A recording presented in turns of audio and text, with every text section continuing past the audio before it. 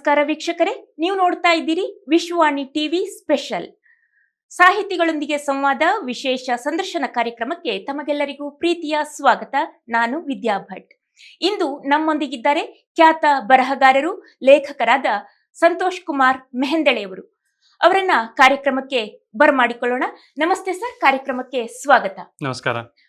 ಹಾಗೇನೆ ಇವರ ಪರಿಚಯವನ್ನ ಹೇಳೋದಾದ್ರೆ, ಇವರು ಎಲ್ರಿಗೂ ಕೂಡ ಚಿರಪರಿಚಿತರಾಗಿರುವಂತವ್ರು. ನಾವು ಹೊಸದಾಗಿ ಪರಿಚಯ ಮಾಡಿಕೊಡುವಂತಹ ಅವಶ್ಯಕತೆ ಏನೂ ಇಲ್ಲ. ಯಾಕೆಂದ್ರೆ ಯಾವುದೇ ಬುಕ್ ಸ್ಟಾಲ್ ಅಲ್ಲಿ ಹೋದ್ರೂ ಕೂಡ ಅವರ ಪುಸ್ತಕಗಳು ಎಲ್ಲಾ ಬುಕ್ ಶೆಲ್ಫ್ ಅಲ್ಲೂ ಕೂಡ ಇರುತ್ತೆ. ಸುಮಾರು 26 ಕಾದಂಬರಿಗಳನ್ನ ಬರೆದಿದ್ದಾರೆ, 3 ಅಂಕಣ ಸಂಕಲನಗಳನ್ನ ಬರೆದಿದ್ದಾರೆ, ಹಾಗೇನೆ 3 ಕಥಾ ಸಂಕಲನಗಳನ್ನ ಕೂಡ ಬರೆದಿದ್ದಾರೆ. ಇದೀಗ ಅವರು ಮತ್ತೊಂದು ಐತಿಹಾಸಿಕ ಕಾದಂಬರಿಯನ್ನ ಬರೆದಿದ್ದಾರೆ.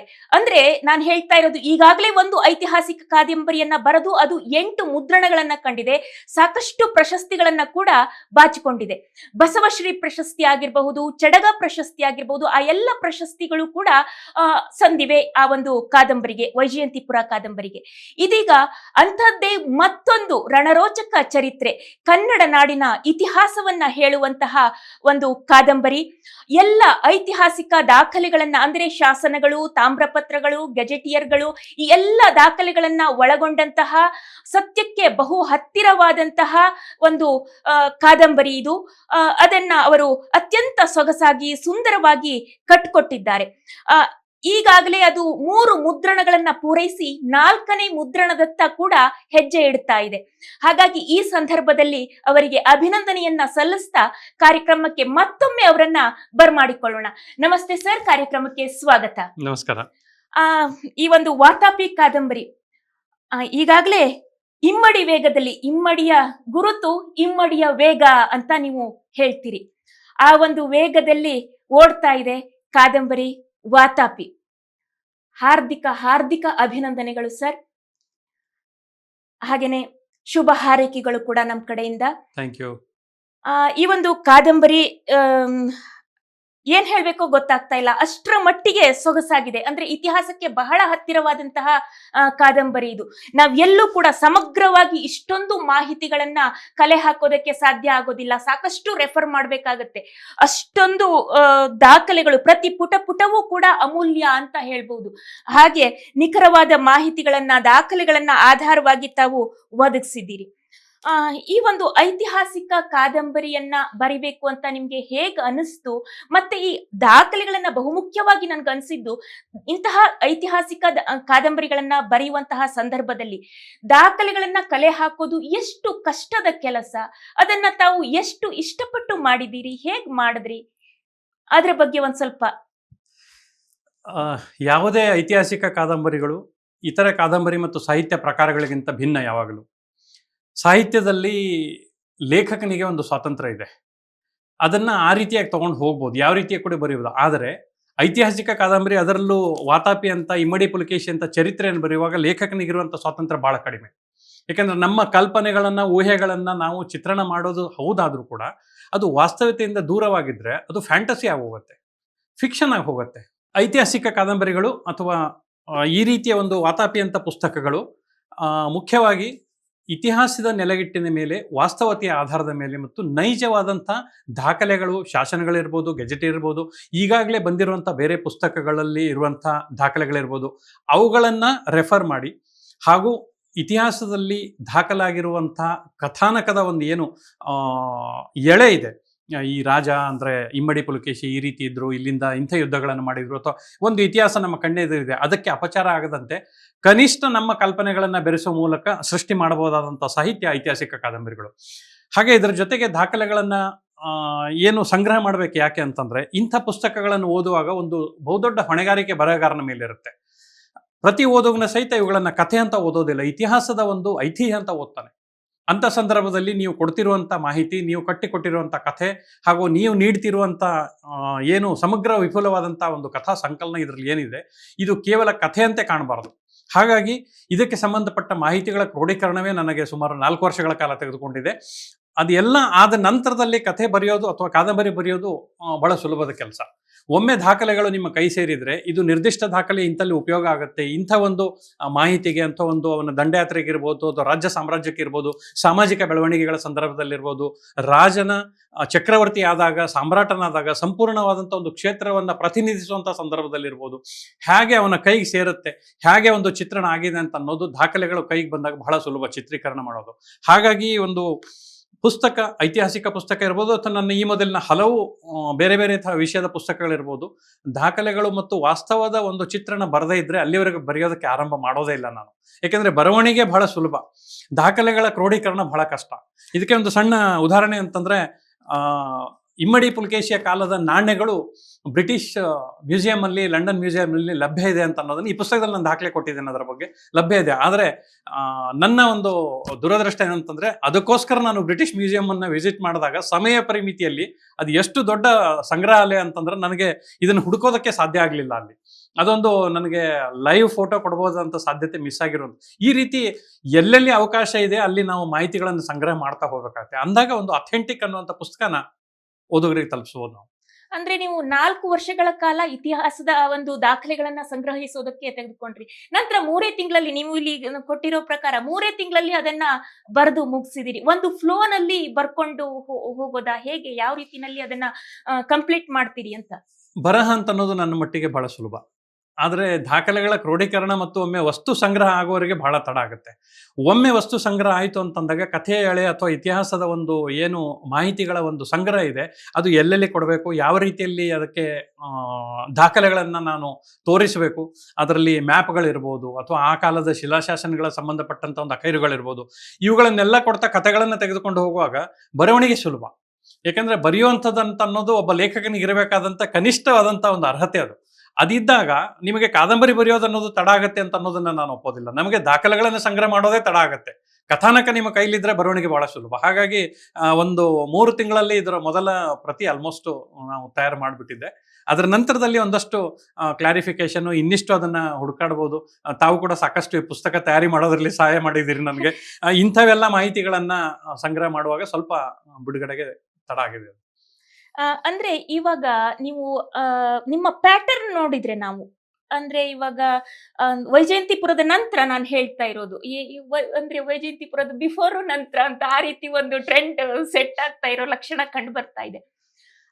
ಒಂದ್ ವೈಜಯಂತಿಪುರ ಆದ್ಮೇಲೆ ಮತ್ತೆ 2-3 ಸಾಮಾಜಿಕ ಕಾದಂಬರಿ, ಮತ್ತೊಂದು ಐತಿಹಾಸಿಕ ಕಾದಂಬರಿ. ಈಗ ಇದರ ನೆಕ್ಸ್ಟ್ ಮತ್ತೆ ಐತಿಹಾಸಿಕ ಕಾದಂಬರಿನೇ ಬರುತ್ತಾ, ಅಥವಾ ಮತ್ತೆ 2-3 ಸಾಮಾಜಿಕ ಕಾದಂಬರಿಗಳನ್ನ ಬರೆದ್ಬಿಟ್ಟು ನಂತರದಲ್ಲಿ ಐತಿಹಾಸಿಕ ಕಾದಂಬರಿಗೆ ಕೈ ಹಾಕ್ತೀರಾ ಅಂತ?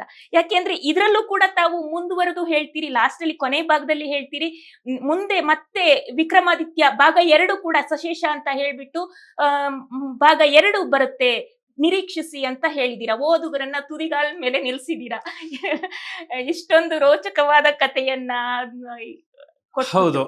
ಇಮ್ಮಡಿ ಪುಲಕೇಶಿ ಅಂತ ಕಥಾನಕವನ್ನ ನಾವು ಇಮ್ಮಡಿ ಪುಲಕೇಶಿಯ ಕಾಲಾವಧಿಗೆ ಮಾತ್ರ ಸೀಮಿತ ಮಾಡಿದ್ರೆ ಬಹುಶಃ ಚಾಲುಕ್ಯ ಸಾಮ್ರಾಟದ ವಿವರಣೆಯನ್ನು ಅತ್ಯಂತ ಸ್ಪಷ್ಟವಾಗಿ ಇನ್ನೂ ಇರಬಹುದಾದಂಥ ವೈಭವೀಕರಣದ ದಿನಗಳೇನಿತ್ತು ಅದನ್ನ ನಾನು ಓದುಗರಿಗೆ ತಲುಪಿಸದೆ ಅರ್ಧಕ್ಕೆ ಬಿಟ್ಟಂತಾಗುತ್ತೆ. ಹಾಗಾಗಿ ಪುಸ್ತಕವನ್ನ ಏನು ಒಂದು ತಯಾರಿ ನಡೀತಾ ಇತ್ತು, ವಾತಾಪಿಯ ಒಂದು ಸಂಗ್ರಹ ಆಗುವಾಗ ಅದರ ಮುಂದಿನ ಭಾಗದ ಸಾಕಷ್ಟು ಮಾಹಿತಿಗಳು ಕೂಡ ನನ್ನ ಕೈಗೆ ಸಹಜವಾಗಿ ಸಿಗ್ತಾ ಇತ್ತು. ಆವಾಗ್ಲೇನೆ ಅಂತ ಅನ್ನಿಸ್ತು ಅಂತಂದ್ರೆ, ಬರೀ ಇಮ್ಮಡಿ ಪುಲಕೇಶಿ ಮಾತ್ರವಲ್ಲ, ಇದರ ನಂತರದಲ್ಲಿ ಕೂಡ ಚಾಲುಕ್ಯ ಸಾಮ್ರಾಜ್ಯದ ಒಂದು ಅದ್ಭುತವಾದಂಥ ಇತಿಹಾಸ ನಮ್ಮೆದುರಿಗಿದೆ. ಆದರೆ ಕೇವಲ ಕೆಲವೇ ಲೈನ್ಗಳಷ್ಟು, ಕೆಲವೇ ಪುಟಗಳಷ್ಟಲ್ಲಿ ಮಾತ್ರ ನಾವು ಓದ್ತಾ ಇದ್ದೇವೆ. ಆ ರೀತಿ ಆಗಬಾರ್ದು.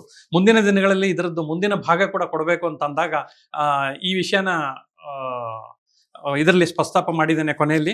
ಹಾಗಾಗಿ ಇನ್ನು ಬೇರೆ ಬೇರೆ ಪ್ಯಾಟರ್ನ್ ಅಂತಂತಂದ್ರೆ ಅದು ಆಯಾ ಕಾಲಕ್ಕೆ ಸಂಬಂಧಪಟ್ಟಂತೆ ಕೆಲವೊಂದ್ಸಲ ಓದುಗರಿರ್ಬೋದು, ಕೆಲವೊಮ್ಮೆ ಪ್ರಕಾಶಕರಿರ್ಬೋದು, ಕೆಲವೊಮ್ಮೆ ಪತ್ರಿಕೆಗಳು ಧಾರಾವಾಹಿ ರೂಪದಲ್ಲಿ ಕಾದಂಬರಿಗಳನ್ನು ಕೇಳ್ತಾರೆ. ಒದಗಿಸಬೇಕಾದಂಥ ಜವಾಬ್ದಾರಿ, ಇದಕ್ಕೆ ಒಪ್ಪಿಕೊಂಡಿರುವಂಥ ಹೊಣೆಗಾರಿಕೆ ಏನಿದೆ, ಆ ಕಾರಣದಿಂದಾಗಿ ವಿಷಯಗಳು ಬದಲಾವಣೆ ಆಗ್ತಾ ಹೊರತಾಗಿ ಸಂಪೂರ್ಣ ತಯಾರಿಯಲ್ಲಿರುವಂತಹ ಯಾವುದೇ ವಿಷಯದ ಒಂದು ಪುಸ್ತಕ, ಕಾದಂಬರಿ, ಐತಿಹಾಸಿಕ ಕಾದಂಬರಿ, ರೋಚಕವಾಗಿರುವಂಥ ಸಸ್ಪೆನ್ಸ್ ಥ್ರಿಲ್ಲರ್ ಇರ್ಬೋದು, ಇವುಗಳನ್ನ ತೆಗೆದುಕೊಳ್ಳೋದು ಇದೆ ಅಂತ ಪ್ಯಾಟರ್ನ್ ಅಂತಲ್ಲ.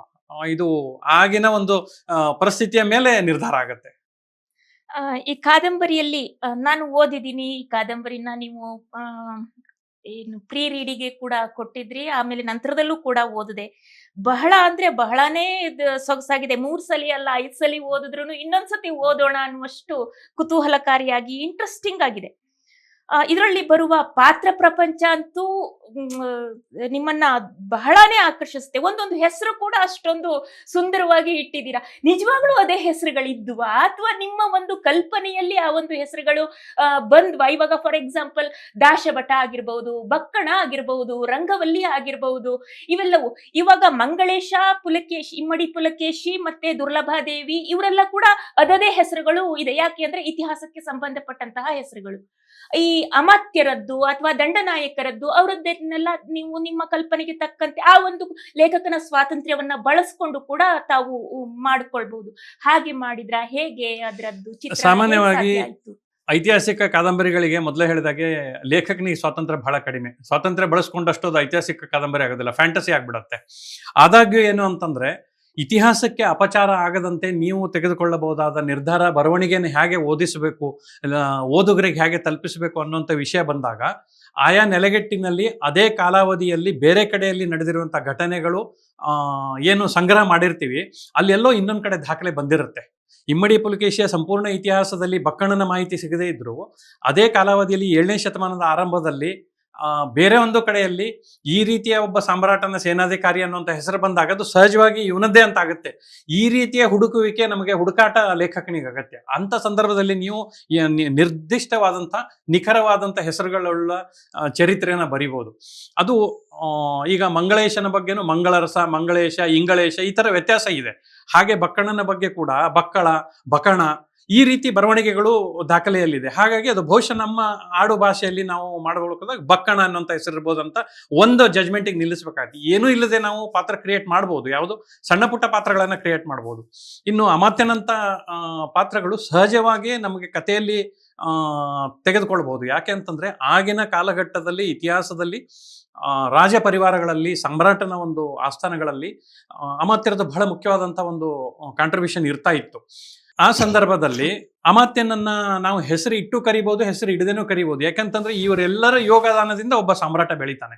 ಒಬ್ಬ ಸೇನಾಧಿಕಾರಿ ಇರ್ಬೋದು, ದಂಡನಾಯಕ ಇರ್ಬೋದು, ಪಾಳೆಗಾರ ಇರ್ಬೋದು, ಸೈನಿಕರಿರ್ಬೋದು, ರಾಜವಾಡೆಯವರು ಇರ್ಬೋದು, ಪರಿವಾರ ಇರ್ಬೋದು, ಇವರು ಎಲ್ಲರೂ ಒಂದು ಹಲವು ವಿಭಾಗಗಳನ್ನ ನಿರ್ವಹಿಸಿದಾಗ ಒಬ್ಬ ಸಾಮ್ರಾಟ ಉದಯಿಸ್ತಾನೆ. ಹಾಗಾಗಿ ಇವ್ರದನ್ನ ನೀವು ದಾಖಲೆಗಳಲ್ಲಿ ಬರದೇ ಹೋಗುವಂತ ಒಬ್ಬ ಸಾಮ್ರಾಟನ ಕೆಳಗೆ ಲಕ್ಷಾಂತರ ಜನ ಇದ್ರೆ ಯಾರ್ದು ಹೆಸರು ಬರೋದಿಲ್ಲ, ಅಲ್ಲಿ ಯಾರೋ ಇತಿಹಾಸಕಾರ ಇಡೋದಿಲ್ಲ. ಯಾಕಂತಂದ್ರೆ ಇತಿಹಾಸವನ್ನ ಬರೆಯೋರು ಆ ಮನುಷ್ಯ ಸತ್ತ ನಂತರ ಉಳಿದವರು ಬರೀತಾರೆ. ಹಾಗಾಗಿ ಅದಕ್ಕೆ ತಮಗೆ ಹೇಗೆ ಬೇಕು ಅವನ ಇತಿಹಾಸವನ್ನ ನಿರ್ಧಾರವನ್ನ ಕೈಗೊಂಡಿರೋದ್ರಿಂದ ನಿಜವಾದ ಇತಿಹಾಸ ಬರೋದೇ ಇಲ್ಲ. ಆದ್ರೆ ನಮಗೆ ಒಂದು ಖುಷಿ ಏನಂತಂದ್ರೆ ವಾತಾಪಿಯ ಇತಿಹಾಸ ಹೆಚ್ಚು ಕಡಿಮೆ ಇಮ್ಮಡಿ ಪುಲಕೇಶಿ ಇದ್ದಾಗಲೇ ಒಂದು ಶಿಲಾಶಾಸನದ ಮೂಲಕ ಲಭ್ಯವಾಗಿದ್ದಿದೆ. ಅದಕ್ಕೂ ಮುಂಚೆ ಒಂದು ಸ್ತಂಭ ಶಾಸನದ ಮೂಲಕ ಸಾಕಷ್ಟು ಮಾಹಿತಿಗಳು ಸಿಗುತ್ತೆ. ಸಾಕಷ್ಟು ಶಿಲಾಶಾಸನಗಳು, ತಾಮ್ರ ಪತ್ರಗಳು ಅದಕ್ಕೆ ಸಂಬಂಧಪಟ್ಟಂತೆ ಸಿಗುತ್ತೆ. ಮತ್ತೆ ಚೀನಾ ಯಾತ್ರಿಕ ಹ್ಯುಯೆನ್ ಸಾಂಗ್ ಅಲ್ಲಿ ಭೇಟಿ ಕೊಟ್ಟಿದ್ದು ಕೂಡ ಒಂದು ದಾಖಲೆಗಳು ನಿರ್ಮಾಣ ಆಗೋದಕ್ಕೆ ಸಾಧ್ಯ ಆಗುತ್ತೆ. ಜೊತೆಲಿ ರವಿಕೀರ್ತಿಯ ಶಾಸನ ಕೂಡ ಐಹೊಳೆ ಶಾಸನ ಅಂತ ಬಹಳ ಫೇಮಸ್ ಆಗಿರುವಂತದ್ದು. ಈ ರೀತಿ ಅವನ ಕಾಲಾವಧಿಯಲ್ಲೇ ಇದ್ದ ಶಾಸನ ಆಗಿದ್ರಿಂದ ಅವನ ದಾಖಲಾತಿ ಬಗ್ಗೆ ಜಾಸ್ತಿ ನಮಗೆ ಸಂಶಯ ಪಡಬೇಕಾದ ಅವಶ್ಯಕತೆನೇ ಇಲ್ಲ. ಅದನ್ನ ಓದುವಲ್ಲಿ, ಅರ್ಥೈಸುವಲ್ಲಿ ಸ್ವಲ್ಪ ಹೆಚ್ಚು ಕಮ್ಮಿ ವಿಷಯಗಳು ಪಲ್ಲಟ ಆಗಿರ್ಬೋದು ಶಾಸನವನ್ನ ಓದಿ ಅರ್ಥೈಸುವಲ್ಲಿ. ಆದ್ರೆ ಅದು ಎಲ್ಲರ ಸಾರ ಹೆಚ್ಚು ಕಮ್ಮಿ ಒಂದೇ ಆಗಿರೋದ್ರಿಂದ ಕಥೆಯನ್ನ ನಾವು ಕಾದಂಬರಿ ರೂಪಕ್ಕೆ ತರುವಾಗ ಇತಿಹಾಸಕ್ಕೆ ಅಪಚಾರ ಮಾಡೋ ಅವಶ್ಯಕತೆ ಇಲ್ಲ ಮತ್ತು ಸ್ವಾತಂತ್ರ್ಯ ಬೇಕಾಗೋದಿಲ್ಲ ಜಾಸ್ತಿ. ಒಂದು ಅಂದ್ರೆ ಓದುಗನಿಗೆ ಸರಿಯಾಗಿ ಮುಟ್ಟಿಸಬಲ್ಲಂತ ವಸ್ತುನಿಷ್ಠ ವಿಷಯ, ಬರೆಯಬಲ್ಲಂತ ಒಂದು ಒಳ್ಳೆ ಶೈಲಿ ಮತ್ತು ಓದುಗನಿಗೆ ಇದು ನಮ್ಮ ಇತಿಹಾಸ ಅನ್ನಿಸುವಂತ ಒಂದು ಪ್ರೀತಿ ಭರಿತ ಲೇಖನವನ್ನು ಕೊಡಬಹುದಾದದ್ದು ನಮ್ಮ ಬದ್ಧತೆ ಕೂಡ ಅದು ಲೇಖಕನಿಗೆ ಇರಬೇಕು. ಅದೇ ದಾಶಭಟನ ಸಂದರ್ಭದಲ್ಲಿ ಅಮಾತ್ಯ ರಾಕ್ಷಸ ಅಂತ ಹೇಳಿ ನೀವು ಅವ್ರನ್ನ ಕರೀತೀರಿ. ಅಮಾತ್ಯ ರಾಕ್ಷಸ ಅಂತ ಸಾಕಷ್ಟು ಬಾರಿ ಅದೇ ಮೆನ್ಷನ್ ಆಗುತ್ತೆ. ಹಾಗೆ ಹೇಳುವಾಗ ಇದು ಚಂದ್ರಗುಪ್ತ ಮತ್ತೆ ಧನಾನಂದನ ಕಾಲದಲ್ಲಿ ಇದ್ದಂತಹ ಅಮಾತ್ಯ ರಾಕ್ಷಸ ಕಾತ್ಯಾಯನ ಅವರು ನೆನಪಾಗ್ಬಿಡ್ತಾರೆ. ಪದೇ ಪದೇ ಅದೇ ಒಂದು ಚಿತ್ರಣ ಮನಸ್ಸಿಗೆ ಬರ್ತಾ ಈ ಪುಸ್ತಕ ಓದಿದಾಗ ಬರೋದಿಲ್ಲ. ಅದು ಬಿಗಿನಿಂಗ್ ಅಲ್ಲಿ ಅದು ಬರ್ತಾ ಹೋಗುತ್ತೆ. ಫಸ್ಟ್ ಓದ್ತಾ ಹೋಗ್ತಾ ಇರುವಾಗ ಅದೇ ಇದು ಬರುತ್ತೆ. ಇಲ್ಲ, ಅದು ಏನಂತಂದ್ರೆ ಮೊದಲಿಗೆ ನಾನು ನನ್ನ ರೆಫರೆನ್ಸ್ಗಾಗಿ, ನೀವು ಪ್ರೀ ರೀಡಿಂಗ್ ಮಾಡಿರೋದ್ರಿಂದ ನನ್ನ ರೆಫರೆನ್ಸ್ಗಾಗಿ ಹಾಕೊಂಡಿರುವಂತ ಮಾಹಿತಿಗಳಲ್ಲಿ ಅದು ಲಭ್ಯ ಆಗಿದೆ. ಆದ್ರೆ ಕ್ರಮೇಣವಾಗಿ ಇದು ಎಲ್ಲ ಕಡೆನೂ ಅಮಾತ್ಯನನ್ನ ಇವನ ಅಮಾತ್ಯ ಕೂಡ ಎಷ್ಟು ಶ್ರೇಷ್ಠವಾಗಿದ್ದ ಅಂತ ಹೇಳೋದಕ್ಕೆ ಅಮಾತ್ಯ ರಾಕ್ಷಸನ ಹೋಲಿಕೆಯನ್ನು ಒಂದೆರಡು ಕಡೆ ಕೊಟ್ಟಿದ್ದೇನೆ ನಾನು. ಒಬ್ಬ ಅಮಾತ್ಯ ಎಷ್ಟು ಸಮರ್ಥವಾಗಿರ್ಬೇಕು, ಅವಾಗ ರಾಜನನ್ನ ಚಕ್ರವರ್ತಿನಾಗಿಸುವಲ್ಲಿ ಅವನ ಕೊಡುಗೆ ಏನಿರುತ್ತೆ ಅದನ್ನ ಬಿಂಬಿಸಬೇಕು ಅಂದ್ರೆ ನಮ್ಗೆ ಅಮಾತ್ಯ ಅಂತ ಬಂದ ತಕ್ಷಣ ನಮ್ಮ ಕಲ್ಪನೆಯಲ್ಲಿ ಬರೋದು ಚಂದ್ರಗುಪ್ತ ಮೌರ್ಯನ ಕಾಲದಲ್ಲಿರುವಂತ ಕೌಟಿಲ್ಯ. ಹಾಗಾಗಿ ಅವನ ಒಂದು ಚಿತ್ರಣವನ್ನ ಇಲ್ಲಿ ಒಂದು ಮೂಡಿಸೋದಕ್ಕೋಸ್ಕರ ಸಮರ್ಥನೀಯವಾದಂತ ಒಂದು ಬೆಂಬಲ ನೀಡುವ ಸಲುವಾಗಿ ಅವನ ಹೆಸರುಗಳನ್ನ ಅಲ್ಲಲ್ಲಿ ಬಳಸ್ಕೊಳ್ಳಲಾಗಿದೆ. ಇವಾಗ ಯುದ್ಧ ಇದು ಯುದ್ಧದ ಮೇಲೆ ಹೆಚ್ಚು ಕಾನ್ಸಂಟ್ರೇಟ್ ಮಾಡಿರುವಂತಹ ಒಂದು ಕಾದಂಬರಿ. ಆವಾಗಿನ ಕಾಲದಲ್ಲಿ ಚದುರಂಗ ಬಲಗಳು ಪ್ರಯೋಗ ಆಗ್ತಾ ಇತ್ತು ಅಂತ ಹೇಳಿ ಇಲ್ಲೂ ಕೂಡ ಈ ಕಾದಂಬರಿಯಲ್ಲೂ ಕೂಡ ಚದುರಂಗ ಬಲ ಪ್ರಯೋಗ ಆಗಿದೆ. ಆದ್ರೆ ರಥ ಮಾತ್ರ ಮಿಸ್ಸಿಂಗ್. ಅದು ಹೇಗೆ ಇಲ್ಲ, ನಮಗೆ ಅವಾಗ ರಥ ಇಲ್ಲ ಹೇಗೆ ಇಲ್ಲ ಅಂತ? ಹೌದು, ನಮಗೆ ಒಂದು ಗಮನದಲ್ಲಿ ಇಟ್ಕೊಳ್ಬೇಕು. ಇದು ಇತಿಹಾಸದ ಕಾದಂಬರಿ, ಪೌರಾಣಿಕ ಕಾದಂಬರಿ ಅಲ್ಲ. ಆಮೇಲೆ ಇತಿಹಾಸದ ಕಾದಂಬರಿಗಳಲ್ಲಿ ರಥಯುದ್ಧಗಳು ನಮ್ಮಲ್ಲಿಲ್ಲ. ಈಗ ನಾವು ಇತಿಹಾಸ ಅಂದ ತಕ್ಷಣ ಓದೋರು ನೋಡೋರು ನಿಮಗೂ ಒಂದು ಗಮನಕ್ಕೆ ತರಬೇಕಾದ ವಿಷಯ ಅಂತಂದ್ರೆ, ತಕ್ಷಣಕ್ಕೆ ನಮಗೆ ಅರಮನೆಯ ಕೋಟೆ ಅನ್ನುವಂಥದ್ದು ಬಂದ್ಬಿಡುತ್ತೆ. ಆದರೆ ತಮಗೆ ಗೊತ್ತಿರಬೇಕು, ಅರಮನೆ ಕೋಟೆಗಳು ಇಂಥದ್ದೆಲ್ಲ ಸಂಪ್ರದಾಯ ಭಾರತದಲ್ಲಿ ಶುರುವಾಗಿದ್ದೇ 10-12ನೇ ಶತಮಾನದ ನಂತರ. ಅದಕ್ಕೆ ಮುಂಚೆ ಇದ್ದಂಥವು ಕೇವಲ ವಾಡೆಗಳು, ಸಶಕ್ತವಾದಂಥ ವಾಡೆಗಳನ್ನು ನಿರ್ಮಾಣ ಮಾಡ್ತಾ ಇದ್ರು.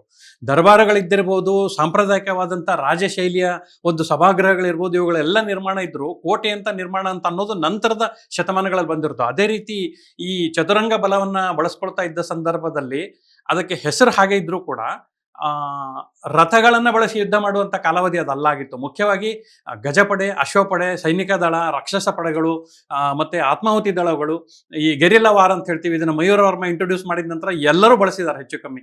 ಇವುಗಳನ್ನೆಲ್ಲ ಯುದ್ಧ ತಂತ್ರಗಾರಿಕೆಯನ್ನು ಬಳಸ್ತಾ ಇದ್ರು. ಹಾಗಾಗಿ ಸಹಜವಾಗಿ ಒಬ್ಬ ಹಲವು ದಂಡಯಾತ್ರೆಗಳನ್ನ ಗೆಲ್ಲಬೇಕು ಅಂತಂದ್ರೆ ಒಬ್ಬ ಸಾಮ್ರಾಟ, ಅದು ಕೂಡ ಏನಂದ್ರೆ ಪೂರ್ವದಿಂದ ಪಶ್ಚಿಮದವರೆಗೆ, ದಕ್ಷಿಣದ ತುದಿಯವರೆಗೆ, ಉತ್ತರದಲ್ಲಿ ನರ್ಮದೆವರೆಗೆ, ರೇವಾ ತೀರದವರೆಗೆ ಬಂದು ತನ್ನ ದಂಡಯಾತ್ರೆಯನ್ನ ಗೆಲ್ಲಬೇಕು ಅಂತಂದ್ರೆ ಎಲ್ಲ ರೀತಿಯ ತಂತ್ರಗಾರಿಕೆಯನ್ನ ಮಾಡಲೇಬೇಕಾದಂತ ಮತ್ತು ಸಾಮ್ರಾಟನವಾಗಿ ನಿರ್ದಯವಾಗಿ ತೆಗೆದುಕೊಳ್ಬೇಕಾದಂತ ನಿರ್ಧಾರಗಳನ್ನು ಇಮ್ಮಡಿ ಪುಲಕೇಶಿ ತೆಗೆದುಕೊಳ್ತಾ ಇದ್ದ.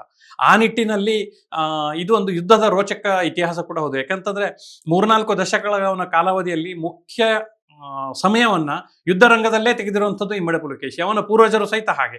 ಹಾಗಾಗಿ ಅದರಲ್ಲಿ ಅವನ ಜೀವನದ ಕಥಾನಕ ಎಷ್ಟಿದೆ, ಅವನ ಯುದ್ಧಗಳು ಕೂಡ ಅಷ್ಟೇ ಪ್ರಮುಖ ಆಗ್ತವೆ ಈ ಇತಿಹಾಸದಲ್ಲಿ. ನೀವು ಈ ರಾಜವಾಡೆ ಪ್ರಸ್ತಾಪ ಮಾಡಿದಾಗ ಅನಿಸ್ತು, ನಿಮ್ಮ ಓದುಗರು ಕೂಡ ಕೆಲವರು ಕೇಳ್ತಾ ಇದ್ರು, ಬರೀ ಯುದ್ಧ ಯುದ್ಧ ಯುದ್ಧ, ಸ್ಟಾರ್ಟಿಂಗ್ ಇಂದ ಎಂಡ್ ತನಕ ಯುದ್ಧ ರಂಗದಲ್ಲೇ ಪುಲಕೇಶಿ ತನ್ನ ಮುಕ್ಕಾಲು ಭಾಗವನ್ನ ಕಳೆದಿದ್ದಾನೆ ಅಂತ ಹೇಳಿ. ಆದ್ರೆ ರಾಜವಾಡಿಗೆ ಸಂಬಂಧಪಟ್ಟಂತೆ ಒಂದು ಅರಮನೆ, ಅಂತಃಪುರ, ಇದ್ಯಾವುದು ಒಂದು ಫ್ಯಾಮಿಲಿ ಮ್ಯಾಟರ್ಸ್ ಏನು ಬಂದಿಲ್ವಲ್ಲ ಅಲ್ಲಿ ಅನ್ನೋ ಒಂದು ಇಲ್ಲ, ವಿಚಾರ. ಇದರಲ್ಲಿ ಓದೋರು ದಯವಿಟ್ಟು ಗಮನಿಸಬೇಕು. ನಾಣ್ಯ ಪದ್ಧತಿ ಇರ್ಬೋದು, ಆಡಳಿತವನ್ನು ಸುಧಾರಣೆ ಮಾಡಿಕೊಂಡು ನಡೆದುಕೊಂಡು ಹೋಗ್ತಿದ್ದಂಥ ಒಂದು ಆಡಳಿತ ವ್ಯವಸ್ಥೆ ಇರ್ಬೋದು, ಹಾಗೂ ಸಮಾಜದಲ್ಲಿ ಪ್ರತಿ ಸ್ತರದವರೆಗೂ ಸುಂಕ ಪದ್ಧತಿಗಳಿರ್ಬೋದು, ರೈತರಿರ್ಬೋದು, ಕಲಾವಿದರಿರ್ಬೋದು, ಯುದ್ಧ ಪರಿಕರಗಳನ್ನು ತಯಾರು ಮಾಡ್ತಿದ್ದಂಥ ಕುಶಲಕರ್ಮಿಗಳಿರ್ಬೋದು, ಇವ್ರನ್ನೆಲ್ಲ ಒಳಗೊಂಡಂಥ ಒಂದು ರಾಜಕೀಯ ವ್ಯವಸ್ಥೆ ಏನಿದೆ, ಆಡಳಿತ ವ್ಯವಸ್ಥೆ, ಇದಕ್ಕೆ ಬೆನ್ನೆಲುಬಾಗಿ ನಿಂತವರು ರಾಜವಾಡೆಯ ಅಥವಾ ಒಂದು ಪುಲಕೇಶಿಯ ಒಂದು ಕುಟುಂಬದ ಸದಸ್ಯರು ಕೂಡ. ಅವನ ತಮ್ಮಂದಿರಿರ್ಬೋದು, ಅವನ ಹೆಂಡತಿ ಇರ್ಬೋದು, ಅವನ ತಾಯಿ ಇರ್ಬೋದು, ಈ ಥರದವರು ಎಲ್ಲರೂ ಕೂಡ ಇವುಗಳನ್ನು ತಗೊಂಡೋಗಿದ್ದಾರೆ. ಈಗ ಒಂದು ವ್ಯವಸ್ಥೆ, ಅದು ಆಡಳಿತ ಪದ್ಧತಿ, ಆಡಳಿತ ಹೇಗಿತ್ತು ಅನ್ನುವಂತಹ ಸಂದರ್ಭದಲ್ಲಿ ಅದನ್ನ ಹೇಳ್ಬಹುದು. ಅಂದ್ರೆ ಅವನ ವೈಯಕ್ತಿಕ ಜೀವನವನ್ನ ಸ್ವಲ್ಪ ಕಟ್ಕೊಡ್ಲಿಲ್ವಲ್ಲ ಅನ್ನುವಂತ ಒಂದು. ಇದು ಮೊದಲೇ ಹೇಳಿದಾಗೆ ಇದೊಂದು ಐತಿಹಾಸಿಕ ಕಾದಂಬರಿ. ನಮಗೆ ಇರುವ ಸ್ವಾತಂತ್ರ್ಯದಲ್ಲಿನ ಅತಿ ಹೆಚ್ಚಿನ ಕಾದಂಬರಿ ಅದನ್ನ ಕಥೆ ಮಾಡಕ್ ಹೋದ್ರೆ ಅದು ಫ್ಯಾಂಟಸಿ ಆಗ್ಬಿಡುತ್ತೆ. ಈಗ ಸಹಜವಾಗಿ ಒಬ್ಬ ಸಾಮ್ರಾಟ, ಅವನ ಕುಟುಂಬ ಹೀಗಿತ್ತು ಅನ್ನೋದನ್ನ ಒಂದು ಸ್ವಲ್ಪ ಮಟ್ಟಿಗೆ ನಾವು ಅದನ್ನ ವೈಭವೀಕರಿಸಬಹುದೇ ಹೊರತಾಗಿ ಅದನ್ನೊಂದು ಅಧ್ಯಾಯದಷ್ಟು ಎಳೆದುಕೊಂಡು ಹೋಗಿ ಮಾಡೋದಕ್ಕೆ ಇದು ನೇರವಾಗಿ ಹೇಳ್ಬೇಕಂದ್ರೆ ಸಿನಿಮಾ ಅಲ್ಲ. ಸಿನಿಮಾದಲ್ಲಾದ್ರೆ ಏನಂತಂದ್ರೆ ಪ್ರೇಕ್ಷಕನಿಗೆ ಬೇಕಾದಂತ ಮಸಾಲೆನ ಕಟ್ಟೋ ಸಲುವಾಗಿ ಒಂದಷ್ಟು ವೈಡ್ ರೇಂಜ್ ಅಲ್ಲಿ ಚಿತ್ರೀಕರಣಗಳನ್ನು ಮಾಡ್ತಾರೆ. ಅದು ಅಗತ್ಯ ಕೂಡ ಆ ಒಂದು ರಂಗಕ್ಕೆ. ಆದ್ರೆ ಇತಿಹಾಸದ ಕಾದಂಬರಿ ಮಾಡುವಾಗ ನಾವೊಂದು ಆಸಕ್ತಿಕರವಾದ ಸಬ್ಜೆಕ್ಟ್ ಅನ್ನು ಬಿಟ್ಟು ಚಿತ್ರಣಗಳನ್ನು ಏನು ಮಾಡೋಕ್ಕಾಗೋದಿಲ್ಲ. ಇರುವ ವಿಷಯವೇ ಅಷ್ಟೊಂದಿದೆ, ಅಷ್ಟೊಂದು ಈಗಾಗಲೇ ಹೊಸದಾಗಿ ಆಡ್ ಮಾಡುವಂತಹ ಒಂದು ವಿಷಯಗಳೇ ಇರೋದಿಲ್ಲ. ಖಂಡಿತ. ಅಂದ್ರೆ ನೀವು ಟೆಕ್ಸ್ಟ್ ಅಲ್ಲಿ ಇರುವಂತಹ ಅಂದ್ರೆ ನೈಜ ಇತಿಹಾಸ ಏನಿದೆ ಅದನ್ನ ಇಲ್ಲಿ ಯಥಾವತ್ ಚಿತ್ರಿಸಿದ್ದೀರಿ. ಅದಕ್ಕೊಂದು ನಿಮ್ಮ ಕಲ್ಪನೆಯ ಒಂದು ಟಚ್ ಅನ್ನ ಕೊಟ್ಟು ಅಂತ ಹೇಳ್ತಾ ಇದ್ದೀರಿ. ಹಾಗೆ ಆಗ್ಲೇ ಹೇಳ್ತಾ ಇದ್ದಾಗೆ ಆಡಳಿತದ ವಿಚಾರಕ್ಕೆ ಬರೋದಾದ್ರೆ ಹೇಗಿತ್ತು ಅಂದಿನ ಆಡಳಿತ ಪದ್ಧತಿ? ಸ್ತ್ರೀಯರು ಕೂಡ ಅಲ್ಲಿ ಭಾಗವಹಿಸ್ತಾ ಇದ್ರು ಅನ್ನುವಂಥದ್ದು ಇದನ್ನ ಓದಿದ್ರೆ ತಿಳಿದು ಬರುತ್ತೆ. ಮೂಲತಃ 7ನೇ ಶತಮಾನ ಅಂತಂದ್ರೆ ಅದಕ್ಕೆ ಬೆಂಬಲವಾಗಿ ಅದಾಗಲೇ ನಮ್ಮ ಈ ಭರತಖಂಡದಲ್ಲಿ ಆಡಳಿತ ವ್ಯವಸ್ಥೆ ಸಾಕಷ್ಟು ಬೆಳವಣಿಗೆಯನ್ನು ಕಂಡುಕೊಂಡಂಥ ಕಾಲ ಅದು. ಉಚ್ಛ್ರಾಯ ಸ್ಥಿತಿಗೆ ಬರ್ತಾ ಇತ್ತು. ಭಾಷೆ ಇರ್ಬೋದು, ಸಾಮಾಜಿಕವಾಗಿ ಲಲಿತ ಕಲೆಗಳಿರ್ಬೋದು, ಸಂಗೀತ ಇರ್ಬೋದು, ಶಿಲ್ಪಕಲೆಗಳಿರ್ಬೋದು, ರೈತರಿಗೆ ಸಂಬಂಧಪಟ್ಟಂತೆ ಇರ್ಬೋದು, ನೀರಾವರಿ ವ್ಯವಸ್ಥೆ ಇರ್ಬೋದು, ಸಾಮಾಜಿಕ ಉನ್ನತೀಕರಣಕ್ಕೆ ಬೇಕಾದಂಥ ಸ್ತರಗಳೆಲ್ಲ ನಿರ್ಮಾಣಗಳಲ್ಲಿ ಕಾಯ್ದುಕೊಳ್ಳಬೇಕಾದಂಥ ಅಂತರ ಇರ್ಬೋದು, ಅಥವಾ ಅವುಗಳನ್ನು ಒಂದು ನಿರ್ವಹಣೆ ಮಾಡುವಂಥ ವ್ಯವಸ್ಥೆ ಇರ್ಬೋದು. ಈಗ ಇಮ್ಮಡಿ ಪುಲಕೇಶಿಯ ಕಾಲದಲ್ಲಿಯೇ ಒಂದು ರಾಷ್ಟ್ರ ಅಂತ ಅನ್ನೋ ಪರಿಕಲ್ಪನೆಯ ಬದಲಾಗಿ ಒಂದು ಮಹಾರಾಷ್ಟ್ರ ಅನ್ನುವಂಥ ಪರಿಕಲ್ಪನೆ ಇತ್ತು. ಅದು ಮಹಾರಾಷ್ಟ್ರ ಅಂದ್ರೆ ನಮ್ಮ ಈಗಿನ ಮಹಾರಾಷ್ಟ್ರ ಅಲ್ಲ. ಅದು ಒಂದಷ್ಟು ಅವನು ಗೆದ್ದ ಭಾಗಗಳಲ್ಲಿ ಸುಮಾರು 90,000 ಹಳ್ಳಿಗಳು, 90,000 ಅದಕ್ಕಿಂತ ಸ್ವಲ್ಪ ಹೆಚ್ಚು ಕಮ್ಮಿ ಒಂದು ಲೆಕ್ಕ ಇದೆ ಅದಕ್ಕೆ.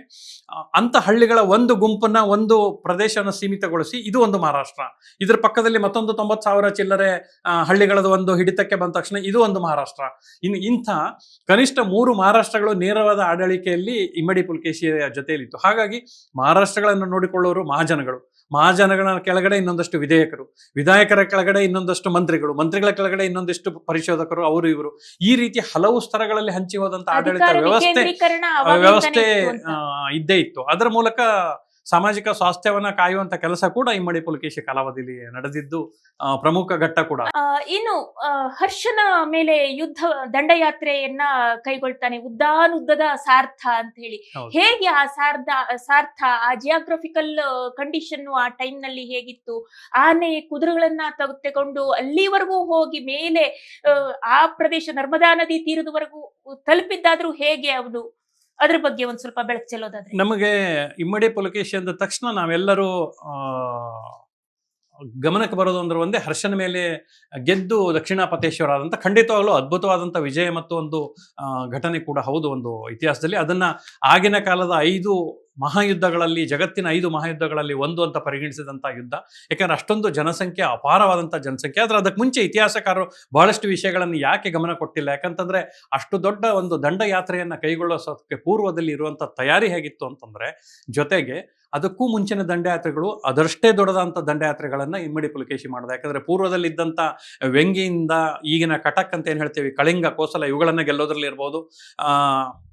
ಪಶ್ಚಿಮದಲ್ಲಿ ಮೇಲ್ಗಡೆಯ ಈಗಿನ ಒಂದು ಮುಂಬೈ ಪ್ರಾಂತ್ಯ ಮತ್ತು ಗುಜರಾತಿನ ಸೌರಾಷ್ಟ್ರ ಅಂತ ಏನು ಹೇಳ್ತೀವಿ, ಅಲ್ಲಿವರೆಗೆ ಅವನ ಸೈನ್ಯ ತೆಗೆದುಕೊಂಡು ಹೋಗಿ ಗೆದ್ದಂಥ ಒಂದು ದಂಡಯಾತ್ರೆ ಇರ್ಬೋದು.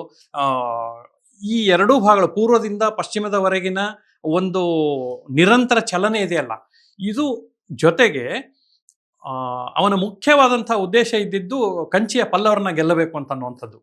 ಆ ಒಂದು ಯುದ್ಧಕ್ಕಾಗಿ ಅವನು ಮಾಡಿಕೊಂಡ ತಯಾರಿ ಏನಿತ್ತು ಅಂದ್ರೆ, ಸಾಮಾನ್ಯ ಒಂದು ತಂತ್ರಗಾರಿಕೆಯಲ್ಲಿ ನೇರವಾಗಿ ಯುದ್ಧಕ್ಕೆ ಹೋಗ್ತಾರೆ. ಇವನು ದಕ್ಷಿಣಕ್ಕೆ ಬರುವ ಬದಲಾಗಿ ಮೊದಲು ಪೂರ್ವೋತ್ತರಕ್ಕೆ ಹೋಗ್ತಾನೆ.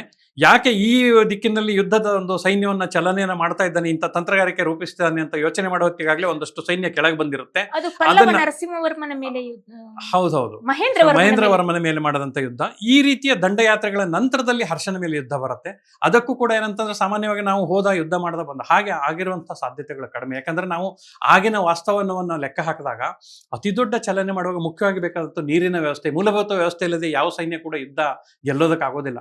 ಹಾಗಾಗಿ ಅವನು ನೀರಿನ ಆಶ್ರಯಗಳನ್ನ ಇಟ್ಟುಕೊಂಡು ಪೂರ್ವದಿಂದ ಪಶ್ಚಿಮವರೆಗೆ ಆಡಳಿತ ಯಂತ್ರದಲ್ಲಿ ಹಿಡಿತಾ ಇದ್ದಿದ್ರಿಂದ, ಪೂರ್ವದಲ್ಲಿ ಇದ್ದುರಂಥ ಗೋದಾವರಿ ನದಿ, ಕಳಿಂಗದ ಹತ್ರ ಇರುವಂಥ ಮಹಾನದಿ, ಪಶ್ಚಿಮಕ್ಕಿರುವಂಥ ನರ್ಮದೆ, ಅದಕ್ಕೆ ಮಧ್ಯದಲ್ಲಿರುವಂಥ ಕೃಷ್ಣಾ ನದಿ, ಭೀಮಾ ನದಿ ಹಾಗೂ ಘಟಪ್ರಭಾ, ಈ ರೀತಿಯ ನದಿಗಳ ದಂಡೆಗುಂಟ ಸೈನ್ಯಗಳನ್ನ ಜಮಾವಣೆ ಮಾಡ್ಕೊಂಡು ಮೇಲೆಗೆ ತಗೊಂಡು ಹೋಗಿ ಅದೊಂದು ದೊಡ್ಡ ಮಹಾಸೇನೆಯನ್ನಾಗಿ ಪರಿವರ್ತನೆ ಮಾಡುವಂಥ ಅತಿ ದೊಡ್ಡ ಕಾರ್ಯಾಚರಣೆ ಅದು.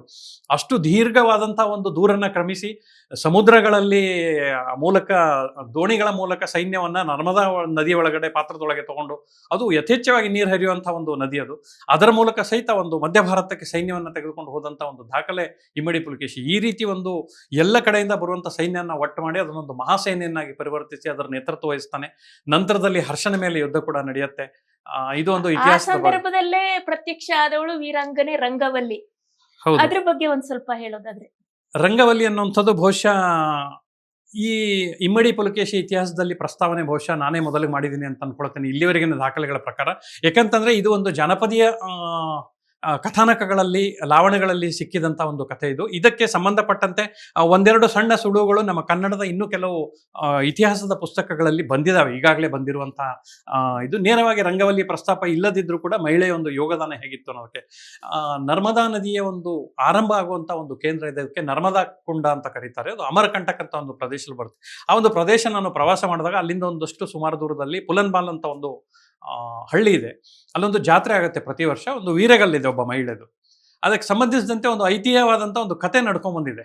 ದಕ್ಷಿಣದ ಸಾಮ್ರಾಟ್ನೊಬ್ಬ ನಮ್ಮ ಹರ್ಷವರ್ಧನ ಮೇಲೆ ಗೆಲ್ಲಿಕ್ಕೆ ಈ ಮಹಿಳೆ ತನ್ನ ಬಲಿದಾನ ಕೊಟ್ಲು ಅನ್ನುವಂಥದ್ದು ಕತೆ ಅಲ್ಲಿ ಜನಪದವಾಗಿ ನಡ್ಕೊಂಡ್ ಬಂದಿದೆ. ಜನಪದೀಯ ಕಥೆಗಳು ಅಂದ್ರೆ ಎಷ್ಟೆಷ್ಟೋ ಶತಮಾನಗಳ ಹಿಂದಿನಿಂದ ಬಂದಿರುವಂಥದ್ದು. ಅಲ್ಲಿ ಬರುವಂಥ ಮುಖ್ಯ ಅಂಶಗಳು, ಹರ್ಷವರ್ಧನ ಸೋತಿದ್ದು ಕೇವಲ ಇಮ್ಮಡಿ ಪುಲಕೇಶಿಗೆ. ದಕ್ಷಿಣದ ಸಾಮ್ರಾಟ ಹರ್ಷವರ್ಧನ ಮೇಲೆ ಬಂದಿದ್ದ ಅಂತ ಹೇಳ್ಬೇಕು ಅಂತಂದ್ರೆ ಅದು ಕೂಡ ಇಮ್ಮಡಿ ಪುಲಕೇಶಿ ಆಗಬೇಕು. ಇದ್ರ ಮಧ್ಯದಲ್ಲಿ ಅವಳನ್ನ ಎಲ್ಲೋ ಒಂದು ಕಡೆ ತನ್ನ ಒಂದು ಯೋಗದಾನ ಅವಳು ಕೊಡ್ತಾಳೆ ಅಂದ್ರೆ ಕಾರಣ ಏನಿರ್ಬೋದು? ಆ ದಕ್ಷಿಣ ಸಾಮ್ರಾಟ ಯಾರು ಅಂತಂದಾಗ ಸಹಜವಾಗಿ ನಮಗೆ ನಾನು ವಿಷಯವೊಂದಷ್ಟು ಕಲೆ ಹಾಕಿದೆ. ಇದು ಈ ಕಥೆ ಎಲ್ಲಿಂದ ಬಂತು, ಜಾನಪದವಾಗಿ ಎಲ್ಲಿಂದ ಬಂದಿದೆ, ಹೀಗೆ ಅಲ್ಲೇ ಒಂದಷ್ಟು ಹಲವು ಇಲಾಖೆಗಳು ಮತ್ತೆ ಸ್ನೇಹಿತರ ಮೂಲಕ ಆ ಕಥಾನಕದ ಹಿಂದೆ ಇದು ಮಾಡಿದಾಗ ಅವಳು ತನ್ನ ಬಲಿಯನ್ನ ಆಗತ್ತೆ ಅಂತ ಗೊತ್ತಿದ್ದು ಕೂಡ ಹರ್ಷವರ್ಧನ ಮಾಡಿದಂಥ ಯುದ್ಧ ವ್ಯೂಹವನ್ನ ಮುರಿದು ಇಮ್ಮಡಿ ಪುಲಕೇಶಿ ನದಿ ಪಾತ್ರವನ್ನ ದಾಟಿ ದಾಳಿಗೆ ಹೋಗೋದಕ್ಕೆ ಒಂದು ಅವಕಾಶ ಮಾಡಿ ಕೊಡ್ತಾಳೆ. ಅಂಥ ಒಂದು ಅವಕಾಶವನ್ನ ಸೃಷ್ಟಿ ಮಾಡಿ ತನ್ನ ಬಲಿದಾನ ಆಗುತ್ತೆ ಅಂತ ಗೊತ್ತಿರುತ್ತೆ ಅವಳಿಗೆ. ಅದನ್ನ ಕಥೆಯಲ್ಲಿ ತಗೊಂಡ್ಬಂದಿರೋದ್ರಿಂದ ಈಗಿನ ಸಹಿತ ಹೆಣ್ಮಕ್ಳು ಏನ್ ಮಾಡ್ತಾರಂದ್ರೆ, ನಮ್ಮ ಮನೆ ಹೆಣ್ಮಕ್ಳು ಸಹಿತ ಆ ರೀತಿಯ ಒಂದು ಕ್ಷಾತ್ರ ತೇಜಸ್ಸಿನಿಂದ ಬೆಳೀಲಿ ಅಂತ ಗರ್ಭಿಣಿ ಸ್ತ್ರೀಯರು ಬಂದು ಅವಳ ಕಲ್ಲಿಗೆ ಇವಾಗ ಈಗಲೂ ಪೂಜೆ ಮಾಡುವಂತ ಒಂದು ಜಾತ್ರೆ ಇದೆ ಅವಳ ಹೆಸರಲ್ಲಿ. ಆ ಕಥಾನಕ ಒಂದು ಅಲ್ಲಿಂದ ಶುರುವಾಗಿದ್ದು ವಾತಾಪಿ ಕಾದಂಬರಿಯನ್ನ ಮಾಡಬೇಕು ಅಂತ, ಇಮ್ಮಡಿ ಪುಲಕೇಶಿಯನ್ನ ಮಾಡಬೇಕು ಅಂತ ನನ್ನ ಉದ್ದೇಶ ಇರಲಿಲ್ಲ. ಯಾವಾಗ ರಂಗವಲ್ಲಿ ಅನ್ನುವಂಥ ಪಾತ್ರ ನನಗೆ ಚಿತ್ರಣ ಸಿಕ್ತು, ಅದು ಇಮ್ಮಡಿ ಪುಲಕೇಶಿಗೆ ಕನೆಕ್ಟ್ ಆಯ್ತು. ಇದೆಲ್ಲ ಡಾಟ್ ಡಾಟ್ ಕನೆಕ್ಟ್ ಮಾಡುವಂತ ಒಂದು ವ್ಯವಸ್ಥೆ ಇದು. ಅಂದ್ರೆ ನೀವು ಹಾಗೆ ಪ್ರವಾಸವನ್ನ ಮಾಡ್ತಿರಲ್ಲ, ಆ ಪ್ರವಾಸ ನಿಮಗೆ ವಸ್ತುವನ್ನ ಒದಗಿಸ್ತಾ ಹೋಗುತ್ತೆ. ಅಲ್ಲಿಂದ ತೆಗೆದುಕೊಂಡಂತ ಒಂದು ಎಳೆ ಇಲ್ಲಿ ಇಲ್ಲಿವರೆಗೆ ಇತಿಹಾಸವನ್ನ ಮಾಡುವಾಗ ಬಂದು ತಲುಪಿದೆ, ವಾತಾಪಿಯಾಗಿ ನಿಂತಿದೆ, ಅದು ಅಲ್ಲಿಗೆ ಬಂದ್ಬಿಟ್ಟಿದೆ. ಅಂತೂ ಕನ್ನಡಿಗರಿಗೆ ಒಂದು ಬಹುದೊಡ್ಡ ಕೊಡುಗೆ ನಿಮ್ಮ ಪ್ರವಾಸವು ಕೂಡ ಕೊಡ್ತಾ ಇದೆ. ಸಾಕಷ್ಟು ಪುಸ್ತಕಗಳನ್ನು ಪ್ರವಾಸಕ್ಕೆ ಸಂಬಂಧಪಟ್ಟಂತೆ ಬರೆದಿದ್ದೀರಿ, ಜೊತೆನಲ್ಲಿ ಇದು ಕೂಡ ಅದಕ್ಕೆ ಕನೆಕ್ಟ್ ಆಗಿ ಅತ್ಯದ್ಭುತ ಪುಸ್ತಕ ಆಗಿದೆ. ಹಲವಾರು ದಾಖಲೆಗಳನ್ನ ಕೊಟ್ಟಿದ್ದೀರಿ. ನಿಜಕ್ಕೂ ಕೂಡ ಬಹಳ ಸಂತೋಷ ಆಗುತ್ತೆ. ಪುಲಕೇಶಿ ಪಲ್ಲವರನ್ನ ಗೆಲ್ಲೋದಕ್ಕೆ ಹೋಗ್ತಾನೆ. ಆ ಸಂದರ್ಭದಲ್ಲಿ ಪಲ್ಲವ ಮಹೇಂದ್ರ ವರ್ಮನನ್ನ ಬಗ್ಬಡಿತಾನೆ. ಅಲ್ಲಿ ಕಂಚಿ ವಿದ್ಯಾಪೀಠ, ಆ ವಿದ್ಯಾಪೀಠದಲ್ಲಿ ಸಾಕಷ್ಟು ಮೇಧಾವಿಗಳು, ಅಂದ್ರೆ ಯುದ್ಧ ವಿದ್ಯೆ ಆಗಿರಬಹುದು, ರಾಜಕೀಯ ವಿದ್ಯೆ ಆಗಿರಬಹುದು, ಎಲ್ಲವನ್ನ ಹೇಳ್ಕೊಡುವಂತಹ ಒಂದು ಮಹಾನ್ ವಿದ್ಯಾಕ್ಷೇತ್ರ. ಅಂದ್ರೆ ತಕ್ಷಶಿಲಾ, ನಲಂದ ಆ ಮಾದರಿಯಲ್ಲಿ ಇದ್ದಂತಹ ಒಂದು ವಿದ್ಯಾಕೇಂದ್ರ. ಅಂತಹ ಒಂದು ಥಿಂಕ್ ಟ್ಯಾಂಕ್ ಗಳೆಲ್ಲ ಕೂಡ ಅಲ್ಲೇ ಇರ್ತಾ ಇದ್ವು ಸಾಮಾನ್ಯವಾಗಿ. ಆದ್ರೂ ಕೂಡ ಯಾಕೆ ಪಲ್ಲವನಿಗೆ ಯುದ್ಧವನ್ನ ಗೆಲ್ಲೋದಿಕ್ಕೆ ಆಗ್ಲಿಲ್ಲ ಆ ಸಂದರ್ಭದಲ್ಲಿ, ಹೇಗೆ ಅಂತ? ಅಲ್ಲ, ಇದು ಏನು ಅಂದ್ರೆ ತಲಾಂತರದಿಂದ ಬಂದಿರುವಂತ ಇತಿಹಾಸ. ಇಮ್ಮಡಿ ಪುಲಕೇಶಿ ಅದನ್ನ ಕೊನೆಗೊಳಿಸ್ತಾನೆ. ಅವನ ತಂದೆ ಈ ರೀತಿ ಒಂದನೇ ಪುಲಕೇಶಿಯಿಂದ ಹಿಡಿದು ಕೂಡ ಇದೆಲ್ಲವೂ ಏನು ದಕ್ಷಿಣದಲ್ಲಿ ಕೇಂದ್ರ ಸ್ಥಾನವಾಗಿರುವ ಕಂಚಿಯ ಪಲ್ಲವರು ಅಂತ ಏನ್ ಹೇಳ್ತೇವೆ, ಅವರ ಹಿಡಿತದಲ್ಲಿದ್ದಂಥ ಇತಿಹಾಸವೇ ಇದು. ಈಗ ನಾನು ಒಬ್ಬ ಸಾಮ್ರಾಟ ಆಗಬೇಕು, ನಮ್ಮದೇ ಒಂದು ಸಾಮ್ರಾಜ್ಯ, ಅದರಲ್ಲೂ ಕನ್ನಡ ಭಾಷೆಯನ್ನು ಪ್ರಮುಖವಾಗಿ ಕೇಂದ್ರೀಕೃತಗೊಳಿಸಿದಂಥ ಇದು ಕುಂತಳ ಸಾಮ್ರಾಜ್ಯ ಅಂತ ಹೆಸರು ಮಾಡಿದಂಥ ಭಾಗ ಇದು. ಅವಾಗ ಅದು ಒಂದು ಸೃಷ್ಟಿ ಆಗಬೇಕು ಅಂತಂದ್ರೆ ಪಲ್ಲವರ ಹಿಡಿತದಿಂದ ಹೊರಗಡೆ ಬರಬೇಕು. ಮೊದಲು ಪಲ್ಲವರ ಹಿಡಿತದಿಂದ ಹೊರಗೆ ಬರಬೇಕು ಅಂತಂದ್ರೆ ಪಲ್ಲವರ ಮೇಲೆ ಒಂದು ಯುದ್ಧವನ್ನು ಗೆಲ್ಲಲೇಬೇಕು. ಹೀಗೆ ಉಂಟಾದಂಥ ಒಂದು ಏನು ಅದರ ಜೊತೆಗೆ ಏನಂತಂದ್ರೆ ಇಮ್ಮಡಿ ಪುಲಕೇಶಿಗಿದ್ದ ಅತಿ ದೊಡ್ಡ ಮಹತ್ವಾಕಾಂಕ್ಷೆ ಅಂದ್ರೆ ಉತ್ತರದವರು ಇರ್ಬೋದು ಅಥವಾ ಭರತ ಖಂಡದ ಯಾವುದೇ ಸಾಮ್ರಾಟರುಗಳಿರ್ಬೋದು, ದಕ್ಷಿಣದವರನ್ನ ಗುರುತಿಸ್ತಿದ್ದೇ ಕೇವಲ ಒಂದು ಪಲ್ಲವರು, ಚೇವಳರು, ಈ ರೀತಿ ಉಳಿದಂಥವರು ಸಾಮ್ರಾಟರನ್ನ ಹೆಸರಲ್ಲೇ ಗುರುತಿಸ್ತಾ ಇರಲಿಲ್ಲ. ಹಾಗಾಗಿ ನಮ್ಮನ್ನು ಅಥವಾ ನಮ್ಮ ಒಂದು ಕನ್ನಡ ಸಾಮ್ರಾಜ್ಯವನ್ನ, ಕುಂತಳ ಸಾಮ್ರಾಜ್ಯವನ್ನ, ಭಾಗವನ್ನ ಸಹಿತ ಒಂದು ಸಾಮ್ರಾಜ್ಯವನ್ನಾಗಿ ಗುರುತಿಸಬೇಕು ಅಂತಂದ್ರೆ ಅಂಥ ದೊಡ್ಡ ಸಾಮ್ರಾಜ್ಯವನ್ನೇ ಮೊದಲು ಗೆಲ್ಲಬೇಕು. ಅದರ ಜೊತೆಗೆ ಈ ಒಂದು ಸ್ಥಳೀಯರ ಮೇಲೆ ಇದ್ದ ಹಿಡಿತ ಏನಿತ್ತು ಅದು ನಮ್ಮ ಭಾಗಕ್ಕೆ ಪಲ್ಲವರ ಹಿಡಿತನ ಒಪ್ಪುಕೊಳ್ಳುವಂತ ಮನಸ್ಥಿತಿ ಅವಾಗಿರ್ಲಿಲ್ಲ. ಅದರಿಂದ ಸಿಡಿದು ಬಂದ ಕಾರಣಕ್ಕೇನೆ ಚಾಲುಕ್ಯರು ಹುಟ್ಟುಕೊಂಡಿದ್ದು, ಚಾಲುಕ್ಯರ ಒಂದು ಡೈನಾಸ್ಟಿ ಸ್ಟಾರ್ಟ್ ಆಗಿರೋದು. ಹಾಗಾಗಿ ಅವನು ಕಂಚಿಯವರೆಗೆ ಒಂದು ತನ್ನ ದಂಡಯಾತ್ರೆಯನ್ನು ಬೆಳೆಸ್ತಾನೆ. ಮೊದಲು ಪೂರ್ವೋತ್ತರದ ಹತ್ರ ಹೋಗಿ ಅದರ ನಂತರ ಕೆಳಗೆ ಬರುವ ಮುಖಾಂತರ ಒಂದು ತಂತ್ರಗಾರಿಕೆಯನ್ನು ರೂಪಿಸ್ತಾನೆ. ಹಾಗೂ ಕಂಚಿಯಲ್ಲಿದ್ದಂಥ ವಿದ್ಯಾಪೀಠ ಮತ್ತು ವ್ಯವಸ್ಥೆಯನ್ನು ಹಾಳಾಗಬಾರದು ಯುದ್ಧದ ಕಾರಣದಿಂದ ಅನ್ನೋದಕ್ಕೋಸ್ಕರ ಏನು ಮಾಡ್ತಾನೆ, ಪುಳ್ಳಾಲೂರು ಕದನ ಅಂತ ಬಹಳ ಫೇಮಸ್ ಒಂದು ಜಾಗದಲ್ಲಿ ಯುದ್ಧ ಆಗುತ್ತೆ. ಆ ಯುದ್ಧದಲ್ಲಿ ಮಹೇಂದ್ರ ವರ್ಮ ಸೋತು ಹಿಂದಕ್ಕೆ ಹೋಗ್ತಾನೆ. ಆದರೂ ಆ ಒಂದು ಯುದ್ಧನ ಕೊನೆಗಾಣಿಸಬೇಕು ಮತ್ತು ಜೊತೆಗೆ ಪಲ್ಲವರ ಹಿಡಿತದಿಂದ ಚಾಲುಕ್ಯ ಡೈನಾಸ್ಟಿ ಹೊರಗಡೆ ಇದ್ದ ಚಾಲುಕ್ಯರೇ ಸ್ವತಂತ್ರ ಸಾಮ್ರಾಟರು ಅಂತ ಅನ್ನೋದು ಜಗತ್ತಿಗೆ ಸಾರ್ವಭೌಮತ್ವವನ್ನು ರೂಪಿಸಬೇಕು ಅಂದಾಗ ಕಂಚಿಯವರೆಗೂ ಸೈನ್ಯವನ್ನು ತೆಗೆದುಕೊಂಡು ಹೋಗಿ ಕೇವಲ ಮಹೇಂದ್ರ ವರ್ಮನ ಮೇಲೆ ಯುದ್ಧವನ್ನು ಸಾರಿ ಒಂದು ಗೆದ್ದು ವಾಪಸ್ ಬರ್ತಾನೆ ಅವನು. ಹಾಗಾಗಿ ಕಂಚಿಯ ವಿದ್ಯಾಪೀಠಕ್ಕೆ ಯಾವುದೇ ರೀತಿ ಹಾನಿ ಆಗದಂತೆ, ವ್ಯವಸ್ಥೆಗಳು ಯಾವುದೇ ಅಲ್ಲೋಲ ಕಲ್ಲೋಲ ಆಗದಂತೆ, ಸಾಮಾಜಿಕವಾಗಿ ಅತ್ಯುತ್ತಮವಾದ ರೀತಿಯಲ್ಲಿ ಒಂದು ನಿರ್ವಹಣೆಯನ್ನು ಕೂಡ ಯುದ್ಧದಲ್ಲಿ ಮಾಡಿದ್ದು ಕಂಡು ಬರುತ್ತೆ. ಅದು ವಿಶೇಷತೆ ಅಂದರೆ ಇಮ್ಮಡಿ ಪುಲಕೇಶಿದು ಅವನ ಜೀವನ ನಿರ್ವಹಣೆಯಲ್ಲಿ ಅದಕ್ಕಾಗಿ ಅವನಿಗೊಂದು ವಿಶೇಷ ಬಿರುದಿದೆ, ಸತ್ಯಾಶ್ರಯ ಅಂತ. ಕೇವಲ 1ನೇ ಪುಲಕೇಶಿಗೆ ದಕ್ಕಿದಂಥ ಈ ಒಂದು ಬಿರುದು ನಂತರದಲ್ಲಿ ಸಿಕ್ಕಿರೋದು ಸತ್ಯಾಶ್ರಯ ಅಂತಂದಿರೋದು ಇಮ್ಮಡಿ ಪುಲಕೇಶಿಗೆ ಮಾತ್ರ. ಆ ರೀತಿ ಸತ್ಯ, ನಿಷ್ಠೆ, ಧರ್ಮ ಇವುಗಳನ್ನು ಸಹಿತ ಜೊತೆಗೆ ಸೇರಿಸ್ಕೊಂಡು ಒಬ್ಬ ಸಾಮ್ರಾಟನಿಗಿರಬೇಕಾದಂಥ ಎಲ್ಲ ಗುಣಲಕ್ಷಣಗಳನ್ನು ಇಟ್ಟುಕೊಂಡು ಹೋದಂಥ ಚಕ್ರವರ್ತಿ ಅಂದರೆ ಇಮ್ಮಡಿ ಪುಲಕೇಶಿ. ಹಾಗಾಗಿ ಕಂಚಿಯ ಯುದ್ಧ ಬಹಳ ಪ್ರಮುಖ ಘಟ್ಟ ಕೂಡ ಅವನ ಒಂದು ಕಾಲಾವಧಿಯಲ್ಲಿ. ಸತ್ಯಾಶ್ರಯ, ಸಾಹಿತ್ಯಾಶ್ರಯ, ಮತ್ತೆ ಸರ್ವ ಧರ್ಮಾಶ್ರಯ ಅಂತ ಹೇಳ್ಬಹುದು. ಯಾಕೆ ಅಂದ್ರೆ ಅರಬ್ನಿಂದ ಬಂದಂತಹ ಜನರನ್ನು ಕೂಡ ಅವನು ಪೋಷಿಸ್ತಾನೆ. ಅರಬ್ಬಿ ಕುದುರೆಗಳನ್ನ ತರಿಸ್ಕೊಳ್ಳೋದಕ್ಕೆ ವ್ಯಾಪಾರ ವಹಿವಾಟಿನಲ್ಲಿ ಅದನ್ನು ಕೂಡ ಅವನು ಮಾಡ್ತಾನೆ. ಆ ಬಗ್ಗೆ ಏನಾದ್ರು? ಇಲ್ಲ, ಇದು ಕೂಡ ಒಂದು ಮಹತ್ವದ ದಾಖಲೆ ಇಮ್ಮಡಿ ಪುಲಕೇಶಿಯ ಇತಿಹಾಸದಲ್ಲಿ. ಯಾಕಂತಂದರೆ ವಿದೇಶದಿಂದ ರಾಯಭಾರಿಗಳು, ಈಗಿನ ವಿದೇಶಾಂಗ ವ್ಯವಹಾರ ಸಚಿವರು ಇದ್ದಂತೆ ಅಂದ್ಕೊಳ್ಬೋದು, ವಿದೇಶದ ರಾಯಭಾರಿಗಳು ಭೇಟಿಯಾಗಿದ್ದು ಇಲ್ಲಿ ಇದಕ್ಕೆ ಬಂದಿದ್ದು ಮೊದಲ ಬಾರಿಗೆ ಬಹುಶಃ ನಮ್ಮ ಇಮ್ಮಡಿ ಪುಲಕೇಶಿಯ ಕಾಲಾವಧಿಯಲ್ಲಿ. ಮೊದಲ ಅರಬ್ಬರ ಆಕ್ರಮಣ ಆಗಿದ್ದು ಕೂಡ ಇಮ್ಮಡಿ ಪುಲಕೇಶಿಯ ಕಾಲಾವಧಿಯಲ್ಲಿ. ಹಾಗಾಗಿ ಅವನನ್ನು ನೌಕಾಪಡೆಯ ಪಿತಾಮಹ ಅಂತ ಹೇಳ್ತಾರೆ. ದೋಣಿಗಳಲ್ಲಿ ಸೈನಿಕರನ್ನು ತೊಗೊಂಡೋಗಿ ಯುದ್ಧದ ದೋಣಿಗಳನ್ನು ತಯಾರು ಮಾಡಿ, ನಮ್ಮಲ್ಲಿ ಇರಲಿಲ್ಲ ಅಂತಲ್ಲ, ಜಲಸಾರಿಗೆಯ ಇತಿಹಾಸ ನಮ್ಮಲ್ಲಿ 5,000 ವರ್ಷಗಳ ಹಿಂದೆಯೇ ಜಲಸಾರಿಗೆ ಇತಿಹಾಸ ಇದೆ. ಆದರೆ ನೌಕಾಪಡೆಯನ್ನು ಸಶಕ್ತವಾಗಿ ಕಟ್ಟಿ ಜಗತ್ತಿನಾದ್ಯಂತ ಎಲ್ಲಿ ಬೇಕಾದ್ರೂ ತೊಗೊಂಡು ಹೋಗೋದು ಅನ್ನೋದನ್ನು ಮರು ನಿರೂಪಣೆ ಮಾಡಿದವನು ಇಮ್ಮಡಿ ಪುಲಕೇಶಿ. ಹರ್ಷವರ್ಧನ ಮೇಲೆ ಯುದ್ಧಕ್ಕೆ ಕೂಡ ಕಾಲ್ನಡಿಗೆಯಲ್ಲಿ ಹೋಗೋಕ್ಕಿಂತ ಸಮುದ್ರ ಮಾರ್ಗ, ನದಿ ಮಾರ್ಗದ ಮೂಲಕ ಸೈನಿಕರನ್ನ ದಾಟಿಸಿರುವಂಥ ದಾಖಲೆಗಳನ್ನು ಅವನು ಮಾಡ್ತಾನೆ. ಹಾಗಾಗಿ ಅರಬ್ಬರದ ದಾಳಿ ಏನು ಬರುತ್ತೆ ನಮ್ಮ ಇದರದ್ದು ಸಾಗರದಲ್ಲಿ, ಅಲ್ಲಿ ಕೂಡ ಹಿಮ್ಮೆಟ್ಟಿಸುವ ಮೂಲಕ ವಿದೇಶಿ ಆಕ್ರಮಣ ತಡೆದ ಮೌರ್ಯನ ಮೇಲೆ ಆಕ್ರಮಣ ಮಾಡುವಂತ ಸಂದರ್ಭದಲ್ಲೂ ಕೂಡ ಸಮುದ್ರದ ಮೂಲಕನೇ ಮತ್ತೆ ಬಗೆ ಬಗೆಯ ವ್ಯೂಹಗಳನ್ನು ಸೃಷ್ಟಿ ಸಮುದ್ರ ವ್ಯೂಹ, ಮೇಘ ವ್ಯೂಹ, ಬಗೆ ಬಗೆಯ ವ್ಯೂಹಗಳ ರಚನೆ. ವೈಜಯಂತಿಪುರದಲ್ಲಿ ಗರುಡ ವ್ಯೂಹ ಅನ್ನೋದು ಹೈಲೈಟ್ ಆಗ್ತಾ ಇತ್ತು. ಈ ಸಂದರ್ಭದಲ್ಲಿ ವಜ್ರ ವ್ಯೂಹ ಅನ್ನೋದು ಇನ್ನೊಂದು ಹೈಲೈಟ್ ಆಗ್ತಾ ಇದೆ. ಅದ್ರ ಬಗ್ಗೆ ಹೇಳಿ. ನೀವು ಈ ವ್ಯೂಹಗಳನ್ನೆಲ್ಲ ಅಭ್ಯಾಸ ಮಾಡಿದ್ರಿ, ಹೇಗೆ ಅದರ ವಿವರಗಳನ್ನ ಕೊಟ್ರಿ? ಅದು ಒಂದು ಕಲ್ಪನೆನಾ? ಇಲ್ಲ, ನಮ್ಮ ಯುದ್ಧಶಾಸ್ತ್ರ ಅಭ್ಯಾಸ ಅಥವಾ ನಮ್ಮ ಪುರಾತನ ಶಾಸ್ತ್ರೀಯ ಅಭ್ಯಾಸಗಳಲ್ಲಿ ಏನಂದ್ರೆ, ಯಾವ ರೀತಿ ಯುದ್ಧಗಳನ್ನ ಯಾವ ವ್ಯೂಹಗಳನ್ನ ಬಳಸಿ ಗೆಲ್ತಾ ಇದ್ರು, ಏನ್ ಮಾಡಿದ್ರು ಅನ್ನೋದು ಸಾಧ್ಯಂತವಾದ ವಿವರಣೆಗೆ ಸಾಕಷ್ಟಿದೆ. ಎಲ್ಲೂ ನಾನು ಇಂಥದ್ದೇ ವ್ಯೂಹಗಳನ್ನ ಇಮ್ಮಡಿ ಪುಲಕೇಶಿ ಇಂಥದ್ದೇ ನಿರ್ದಿಷ್ಟ ವ್ಯೂಹಗಳನ್ನ ಬಳಸಿದಾನೆ ಅಂತ ಅನ್ನೋದಕ್ಕೆ ಅತ್ಯಂತ ನಿಖರ ದಾಖಲೆ ಇಲ್ಲದಿದ್ರು, ಅವನು ಮಾಡಿದಂಥ ತಂತ್ರಗಾರಿಕೆ, ಯುದ್ಧ ತಂತ್ರಗಾರಿಕೆಗಳು ಆಯಾ ವ್ಯೂಹಗಳನ್ನು ಹೋಲ್ತಿದ್ದು ಗೊತ್ತಾಗುತ್ತೆ. ಈಗ ವಜ್ರವ್ಯೂಹ ಅಂತಂದರೆ ಒಂದು ಸಲ ಸೃಷ್ಟಿ ಮಾಡಿದ್ಮೇಲೆ ಅದನ್ನು ಮುರಿಯೋಕ್ಕೆ ಸಾಧ್ಯನೇ ಇಲ್ಲ. ಮೇಘವ್ಯೂಹ ಅಂತಂದರೆ ಮೇಘದಂತೆ ಚೆದರ್ಕೊಂಡು ಹೋಗಿರೋ ಮೋಡಗಳಂತೆ ಸೈನಿಕರು ಚೆದರ್ಕೊಂಡ್ಬಿಡ್ತಾರೆ, ಒಂದು ಕಡೆ ಸಿಗೋದೇ ಇಲ್ಲ, ಯಾರೋ ಶತ್ರು ಸೈನಿಕರಿಗೆ ಯಾರನ್ನು ಹೊಡಿಬೇಕು ಅಂತ ಗೊತ್ತಾಗಲ್ಲ. ಅಂಥ ಸಂದರ್ಭದಲ್ಲಿ ಮಿಂಚಿನಂತೆ ಇವನು ಮಧ್ಯದಲ್ಲಿ ಹೋಗಿ ಯುದ್ಧಗಳನ್ನು ಮಾಡ್ತಾರೆ. ಈ ರೀತಿ ಒಂದು ಚಿತ್ರಣಗಳಿಗೆ ಆ ಒಂದು ನಮ್ಮ ಶಾಸ್ತ್ರಗಳಲ್ಲಿರುವಂಥ ಪುರಾತನ ಇದರಲ್ಲಿ ಇರುವಂಥ ಪದ್ಧತಿಗಳಲ್ಲಿ, ಯುದ್ಧ ಪದ್ಧತಿಯಲ್ಲಿ ಗಮನಾರ್ಹವಾಗಿ ಮ್ಯಾಚ್ ಆಗುತ್ತೆ. ಹಾಗಾಗಿ ಇನ್ನು ಸಮುದ್ರ ವ್ಯೂಹ, ಇಷ್ಟು ಅಗತ್ಯಕ್ಕಿಂತ ಹೆಚ್ಚಿರುವಂಥ ಸೈನ್ಯ ಬಂದರೆ ಸಮುದ್ರ ಥರ ಆವರಿಸ್ಕೊಳ್ಳುವಂಥ ಒಂದು ಯುದ್ಧದ ತಂತ್ರಗಾರಿಕೆಯನ್ನು ಮಾಡಬೇಕು.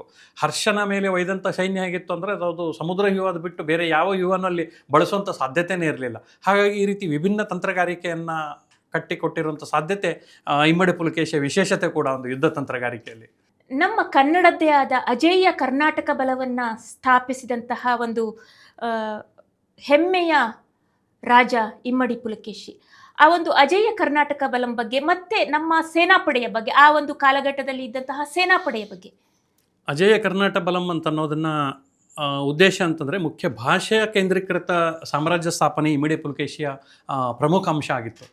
ಮಯೂರವರ್ಮ ಕನ್ನಡವನ್ನು ಆರಂಭದಲ್ಲಿ ಕರ್ನಾಟಕದ ಮೊದಲ ಸಾಮ್ರಾಟನಾದರೂ ಅಲ್ಲಿಂದ ಆರಂಭವಾದಂಥ ಕನ್ನಡದ ಭಾಷೆಯನ್ನು ಅತ್ಯಂತ ಸಮೃದ್ಧವಾಗಿ ಬೆಳೆಸಿದವರು ಚಾಲುಕ್ಯರು. ಅದರಲ್ಲೂ ಇಮ್ಮಡಿ ಪುಲಕೇಶಿಯ ಕಾಲದಲ್ಲಿ ಕನ್ನಡದ ಬೆಳವಣಿಗೆ ಬಹಳ ಸಾಮ್ರಾಜ್ಯದ ಆಡಳಿತ ವ್ಯವಸ್ಥೆಯಲ್ಲೂ ಸಹಿತ ಜೊತೆಗೆ ಇತರ ವ್ಯವಸ್ಥೆಗಳಲ್ಲೂ ಕೂಡ ಕನ್ನಡವನ್ನು ವ್ಯಾಪಕವಾಗಿ ಬಳಕೆ ಮಾಡಲಾಯಿತು. ಹಾಗಾಗಿ ಈ ಕರ್ನಾಟಕ ಬಲಂ ಅಂತ ಅನ್ನೋದನ್ನು ಕುಂತಳ ಪ್ರದೇಶಕ್ಕೆ ನಮ್ಮ ರಾಮಾಯಣ ಮಹಾಭಾರತ ಕಾಲದಿಂದಲೂ ಅದನ್ನು ಕರ್ನಾಟ ಅಂತ ಹೇಳ್ತಾ ಇದ್ದಂಥ ಒಂದು ಐತಿಹ್ಯಗಳಿದೆ, ಬಳಸ್ತಾ ಇದ್ದಂಥ ಶಬ್ದ. ಹಾಗಾಗಿ ಅವನು ತನ್ನ ಒಂದು ಸೈನ್ಯವನ್ನು, ಅಜೇಯ ಸೈನ್ಯ, ಎಲ್ಲೂ ಕೂಡ ಅವನು ಸೋತ ಉದಾಹರಣೆಗಳೇ ಇರಲಿಲ್ಲ. ಹಾಗಾಗಿ ಒಂದು ಸೈನ್ಯಕ್ಕೆ ಕರ್ನಾಟಕ ಬಲಂ ಅನ್ನುವಂಥ ಒಂದು ಅಜೇಯ ಬಲಂ ಅನ್ನುವಂಥ ಒಂದು ಇದನ್ನು ಕೊಡ್ತಾನೆ.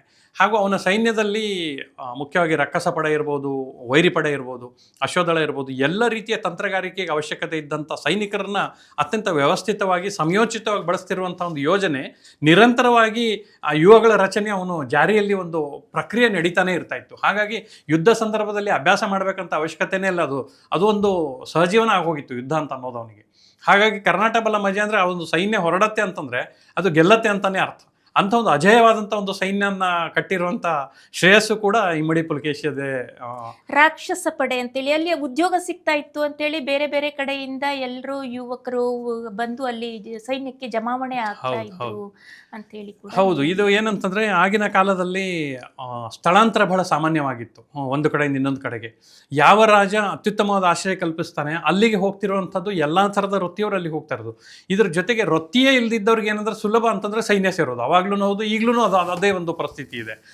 ಅಂಥ ಸಂದರ್ಭದಲ್ಲಿ ಬೇರೆ ಬೇರೆ ಪ್ರದೇಶಗಳಿಂದ ಬಂದವರು ಸಹಿತ ನಾನು ನಿಷ್ಠನಾಗಿರ್ತೇನೆ ಅಂದರೆ ಅವನಿಗೆ ಸೈನ್ಯದಲ್ಲಿ ಸೂಕ್ತವಾದಂಥ ಒಂದು ಜಾಗವನ್ನು ಕಲ್ಪಿಸುವಂಥದ್ದು ಸೈನಿಕನಿಂದ ಹಿಡಿದು ಅವನನ್ನು ನಿಷ್ಣಾತತೆವರೆಗೆ ಮಾಡ್ತಾ ಇದ್ದಂಥ ಕಾಲಾವಧಿ ಅದು. ಹಾಗಾಗಿ ತುಂಬ ದೊಡ್ಡ ಮಟ್ಟದ ಸೈನ್ಯ ಬೆಳೆಯೋಕ್ಕೆ ಇದೊಂದು ಕಾರಣ. ಜೊತೆಗೆ ವೇದಾಧ್ಯಯನ ಪಂಡಿತರಿರ್ಬೋದು, ಗುರುಗಳಿರ್ಬೋದು, ಬೇರೆ ಬೇರೆ ರೀತಿಯ ಶಾಸ್ತ್ರೀಯ ವಿದ್ಯೆಗಳನ್ನು ಕಲ್ತಂತರಿರ್ಬೋದು. ಸಮಾಜಕ್ಕೆ ಕೊಡುಗೆ ಕೊಡೋಕೆ ನಾನು ತಯಾರಿದ್ದೇನೆ ಅಂತಂದರೆ ಜೀವಮಾನವ ಪೂರ್ತಿ ಅವರನ್ನು ಪೋಷಿಸುವಂಥ ಸಾಮ್ರಾಟ ಇಮ್ಮಡಿ ಪುಲಕೇಶಿ ಅನ್ನುವಂಥದ್ದು ಎಲ್ಲ ರಂಗಗಳಲ್ಲಿ ಹಬ್ಬಿಬಿಟ್ಟಿದ್ದರಿಂದ ಹಲವು ಪ್ರದೇಶಗಳಿಂದ ಭರತಖಂಡದ ಎಲ್ಲ ಮೂಲೆಗಳಿಂದ ಜನ ಬರ್ತಾಯಿದ್ರು ಅಲ್ಲಿ. ಹಾಗಾಗಿ ಸಮಾಜ ವ್ಯವಸ್ಥೆಗೆ ಬೇಕಾದಂಥ ಗುರುಕುಲ ಪದ್ಧತಿಗಳಿರ್ಬೋದು, ಇನ್ನಿತರವಾದಂಥ ವ್ಯವಸ್ಥೆಗಳಲ್ಲಿ ಮುಖ್ಯಸ್ಥರುಗಳ ಅವಶ್ಯಕತೆ ಇದ್ದಾಗಿರ್ಬೋದು, ಎಲ್ಲರಿಗೂ ಅವಕಾಶಗಳನ್ನು ಕಲ್ಪಿಸಿದ್ದು ಇಮ್ಮಡಿ ಪುಲಕೇಶಿ. ಅವನು ಅಕ್ಕಪಕ್ಕದ ಎಲ್ಲ ರಾಜವಂಶಗಳನ್ನು ಕೂಡ ಬಗ್ಬಡಿತಾನೆ ಅಥವಾ ಅವನ ಕಂಟ್ರೋಲಲ್ಲಿ ಇಟ್ಕೊಳ್ತಾನೆ, ಸಾಮಂತರನ್ನಾಗಿ ಇಟ್ಕೊಳ್ತಾನೆ. ಗಂಗರನ್ನಾಗಿರ್ಬೋದು, ಕದಂಬರನ್ನಾಗಿರ್ಬೋದು, ಅಥವಾ ಮೌರ್ಯನಂಥವ್ರನ್ನ ಬಗ್ಗು ಬಡಿಯುವಂಥದ್ದಾಗಿರ್ಬೋದು. ಆದರೆ ಕೆಳಗೆ ಆಳುಪರನ್ನ ಅವರನ್ನ ಒಂದು ಸಂಬಂಧವನ್ನ ವೃದ್ಧಿಸಿಕೊಂಡು ಅವ್ರ ಜೊತೆಯಲ್ಲಿ ವೈವಾಹಿಕ ಸಂಬಂಧವನ್ನ ವೃದ್ಧಿಸಿಕೊಂಡು ಅವ್ರ ಜೊತೆಯಲ್ಲಿ ಚೆನ್ನಾಗಿರ್ತಾನೆ. ಅದರ ಬಗ್ಗೆ ಹೇಳೋದಾದ್ರೆ ಆಳುಪರಿಗೆ ಅತಿ ದೊಡ್ಡ ಇತಿಹಾಸ ನಮ್ಮ ಕರ್ನಾಟಕದ ಇತಿಹಾಸದಲ್ಲಿ ಆಳುಪರಿಗೆ ಒಂದು ವಿಭಿನ್ನವಾದ ವಿಶೇಷವಾದ ಇತಿಹಾಸ ಇದೆ. ಯಾಕಂದ್ರೆ ಸಮುದ್ರ ವ್ಯಾಪಾರದಲ್ಲಿ ಅವರು ವ್ಯಾಪಾರಿಗಳವರು, ವ್ಯಾಪಾರದ ಹೆಸರಲ್ಲಿ ಸಾಮ್ರಾಜ್ಯ ಕಟ್ಟಿಕೊಂಡಿರುವಂಥ ಸಣ್ಣ ಸಂಸ್ಥಾನ ಅದು. ಸಮುದ್ರದಲ್ಲಿ ನಡೆಯುವಂಥ ವ್ಯಾಪಾರ ಅತಿ ಮುಖ್ಯವಾದಂಥ ವ್ಯಾಪಾರ ಕೂಡ ಆಗಿತ್ತು ಚಾಲುಕ್ಯರಿಗೆ. ಇಮ್ಮಡಿ ಪುಲಕೇಶಿಯ ಕಾಲಾವಧಿಯಲ್ಲಿ ಇರುವಂಥ ಅಮಾತ್ಯರಿರ್ಬೋದು ಅಥವಾ ಅವನ ಒಂದು ಸಲಹೆ ಸೂಚನೆ ಮೇರೆಗೆ ಅತ್ಯುತ್ತಮವಾದಂಥ ಸಮುದ್ರ ವ್ಯಾಪಾರಕ್ಕೆ ಹೇಳಿ ಮಾಡಿಸಿದಂಥ ಸಂಸ್ಥಾನ. ಜೊತೆಗೆ ಯಾವುದೇ ಸಂದರ್ಭದಲ್ಲಿ ಯಾರ ಜೊತೆಗೂ ವಿರೋಧ ಕಟ್ಟಿಕೊಳ್ಳದೆ ಚಾಣಾಕ್ಷತೆಯಿಂದ ತಮ್ಮದೊಂದು ಸಣ್ಣ ಸಂಸ್ಥಾನ ನಡೆಸ್ಕೊಂಡು ಹೋಗ್ತಾ ಇದ್ದಂಥ ಆಳುಪರು ಕೋರಿಕೆ ಬಂದಾಗ ಈ ಎಲ್ಲ ದೃಷ್ಟಿಯಿಂದ, ರಾಜಕೀಯ ಹಿತದೃಷ್ಟಿಯಿಂದ ಜೊತೆಗೆ ಸಾಮಾಜಿಕ ಹಿತದೃಷ್ಟಿಯಿಂದ ಅವನು ಆಳುಪರ ಜೊತೆಗೆ ಸಂಬಂಧ ಬೆಳೆಸ್ತಾನೆ. ಅದು ಅವನಿಗೆ ನಿರಂತರ ಸಹಾಯ ಕೂಡ ಆಗುತ್ತೆ. ಇದೊಂದು ರಾಜಕೀಯ ನಿಷ್ಣಾತ ನಡೆ ಅಂತ ಹೇಳ್ಬೋದು ಆಗಿನ ಕಾಲಕ್ಕೆ. ಜಯಸಿಂಹನಿಂದನೂ ಕೂಡ ಈ ಒಂದು ವಾತಾಪಿ ಕತೆ ಪ್ರಾರಂಭ ಆಗುತ್ತೆ. ಅಂದರೆ ಇತಿಹಾಸ ಅಲ್ಲಿಂದ ಶುರುವಾಗುತ್ತೆ. ವಿಷ್ಣು ಶರ್ಮ ಯಾಜಿಗಳು ಅಂತ ಅಲ್ಲಿ ಬರ್ತಾರೆ. ಅವರು ಇವರ ಬಗ್ಗೆ ಅಂದರೆ ಈ ಜಯಸಿಂಹನ ಬಗ್ಗೆ, ಜಯಸಿಂಹನ ಅಪ್ಪನ ಬಗ್ಗೆ ಒಂದು ಮುತುವರ್ಜಿಯನ್ನು ವಹಿಸುವಂಥದ್ದು, ಅದರ ಬಗ್ಗೆ ಒಂದು ಸ್ವಲ್ಪ ಹೇಳೋದಾದ್ರೆ. ಮೂಲ ಇಮ್ಮಡಿ ಪುಲಕೇಶಿಯ ಮೂಲ ಆರಂಭವಾದ ಕಥಾನಕ ಅದು. ಇತಿಹಾಸಗಳಲ್ಲಿ ಬಹಳ ಸಣ್ಣ ಸಣ್ಣ ಅಖೇರುಗಳಿವೆ ಈ ಬಗ್ಗೆ ಎಲ್ಲ. ಅವನ ಗುರುಗಳಿರ್ಬೋದು, ಜಯಸಿಂಹ ಒಬ್ಬ ಸಣ್ಣ ಸೈನ್ಯದಲ್ಲಿದ್ದಂಥ ದಳದ ಒಬ್ಬ ನಾಯಕನು, ಯಾರೋ ಒಬ್ಬನ ಮಗ ಇರ್ತಾನೆ. ಅಲ್ಲಿ ಆ ಹೊತ್ತಿಗಾಗಲೇ ಒಂದು ಪಲ್ಲವರ ವಿರುದ್ಧ ಸಾಮಾಜಿಕವಾಗಿ ಒಂದು ಆಂದೋಲನಕಾರಿಯಾದಂಥ ಒಂದು ವ್ಯವಸ್ಥೆ ಸೃಷ್ಟಿಯಾಗಿರುತ್ತೆ. ಅದರ ಒಂದು ಉಪಯೋಗವನ್ನು ಪಡೆಯೋದಕ್ಕೋಸ್ಕರ ಆ ಸಂದರ್ಭದಲ್ಲಿ ಜಯಸಿಂಹನ ನಾಯಕತ್ವದಲ್ಲಿ ಒಂದಷ್ಟು ಏನು ಒಂದು ಸ್ನೇಹಿತರನ್ನ ಅಥವಾ ಸೈನ್ಯದ ಕೆಲವು ಸೈನಿಕರನ್ನ ಅಥವಾ ಹೊರಗಡೆ ಇರುವಂಥ ಯುದ್ಧಾಸಕ್ತರನ್ನ ಸೇರಿಕೊಂಡು ಆರಂಭವಾದಂಥ ಒಂದು ಮೊದಲ ಕಾಲಾವಧಿ ಚಾಲುಕ್ಯರದು. ಹಾಗಾಗಿ ಜಯಸಿಂಹ ಒಂಥರ ಆರಂಭಿಕ ಪುರುಷ ಈ ಒಂದು ಕಥಾನಕಕ್ಕೆ. ಈ ಪುಸ್ತಕದಲ್ಲಿ ಮೊದಲ ಭಾಗದಲ್ಲಿ ಅವನ ಒಂದಷ್ಟು ಮಾಹಿತಿಗಳನ್ನು ಕೊಟ್ಟಿದ್ದಿದೆ. ಇವೆಲ್ಲವೂ ಏನಂತಂದರೆ ಇಮ್ಮಡಿ ಪುಲಕೇಶಿ ಹಿನ್ನೆಲೆಗೆ ಸೂಕ್ತವಾಗಿ ಬೇಕಾಗಿರುವಂಥ ಒಂದು ಮಾಹಿತಿಗಳು ಜಯಸಿಂಹನಿಂದನೇ ಈ ಕಾದಂಬರಿ ಆರಂಭವಾಗುತ್ತೆ. ಹಾಗಾಗಿ ಇದು ವಾತಾಪಿಯಲ್ಲಿ ಅಖಂಡ ದಕ್ಷಿಣ ಭಾರತದಲ್ಲಿ ಕೂಡ ವರಾಹ ಪತಾಕಿಯನ್ನ ಅವನು ಹಾರಿಸ್ತಾನೆ. ಇದೇ ವರಾಹ ಪತಾಕೆ ವಿಜಯನಗರ ಸಾಮ್ರಾಜ್ಯದಲ್ಲೂ ಕೂಡ ಅಲ್ಲೂ ಕೂಡ ಬಳಕೆಯಾಗಿದೆ. ಅದರ ಬಗ್ಗೆ ಹೇಳೋದಾದ್ರೆ ಇವರ ಮೂಲ ಲಾಂಛನವೇ ವರಾಹ. ಯಾಕಂದರೆ ಮೂಲ ದೇವರು ವಿಷ್ಣುವನ್ನ ಆರಾಧಕರಿವರು. ವೈಷ್ಣವ ಪಂಗಡದಿಂದ ಬಂದಿರುವಂಥ ಕುಟುಂಬ ಇದು. ನಂತರದಲ್ಲಿ ಜೈನರು, ನಂತರದಲ್ಲಿ ಶೈವರು ಎಲ್ಲ ಧರ್ಮ ಮತ್ತು ಧಾರ್ಮಿಕ ಒಲವನ್ನು ಬೆಳೆಸ್ಕೊಂಡಂಥ ಒಂದು ಸಾಮ್ರಾಜ್ಯದ ಇತಿಹಾಸ ಇದಕ್ಕಿದೆ. ಹಾಗಾಗಿ ವರಾಹ ಅಂತ ಅನ್ನೋದು ವಿಷ್ಣುವಿನ ಒಂದು ರೂಪದ ಒಂದು ಇದಾಗಿಟ್ಕೊಂಡು, ಚಿಹ್ನೆಯಾಗಿಟ್ಕೊಂಡು ವರಾಹ ಪತಾಕೆಯನ್ನು ಬಳಸ್ಕೊಳ್ತಾರೆ. ವಿಜಯನಗರಕ್ಕೆ ಹೇಗೆ ಅದು ಕನೆಕ್ಟ್ ಆಗುತ್ತೆ ಅಂತಂದರೆ ಅದರ ನಂತರದಲ್ಲಿ ಆ ಒಂದು ಸಂದರ್ಭದಲ್ಲಿ ಕೂಡ ಇದೇ ಸೇಮ್ ಕಾನ್ಸೆಪ್ಟನ್ನು ವಿಜಯನಗರ ಸಾಮ್ರಾಜ್ಯದಲ್ಲಿ ಬಹುಶಃ ಬಳಸಿರ್ಬೋದು. ಆದರೆ ಒಂದು ಅಂತಂದರೆ ಈ ವರಾಹ ಅನ್ನುವಂಥ ಒಂದು ಶಬ್ದದಿಂದಾಗೆ ಮುಂದೆ ಈ ನಾವು ಧನ ಮತ್ತು ಕನಕ ನಾಣ್ಯಗಳಿಗೆ ವರಹ ಅಂತ ಹೇಳುವ ಒಂದು ಶಬ್ದ ಇದೆಯಲ್ಲ, ಅದು ಬಳಕೆಯಾಗಿದ್ದು ಈ ಒಂದು ಕಾರಣದಿಂದನೇ. ಹಾಗಾಗಿ ಆ ಒಂದು ಧನಕನಕಗಳು ಮತ್ತು ನಾಣ್ಯಗಳಿಗೆ ವರಹ ಅಂತ ಅನ್ನುವಂಥ ರೂಪ ಅಥವಾ ಹೆಸರು ಬರಲಿಕ್ಕೆ ಕಾರಣ ಇವನ್ನ ಜೈವರಾಹ ಅನ್ನುವಂಥ ಒಂದು ಉದ್ಘೋಷಣೆ. ಆ ನಿಟ್ಟಿನಲ್ಲಿ ಬೆಳೆಸ್ಕೊಂಡು ಇದು ವಿಜಯನಗರ ಸಾಮ್ರಾಜ್ಯದವರೆಗೂ ಹೋಗಿದೆ. ಅದಕ್ಕೆ ಬಹುಶಃ ಅದರದೇ ಆದಂಥ ಒಂದು ಇತಿಹಾಸ ಇರ್ಬೋದು.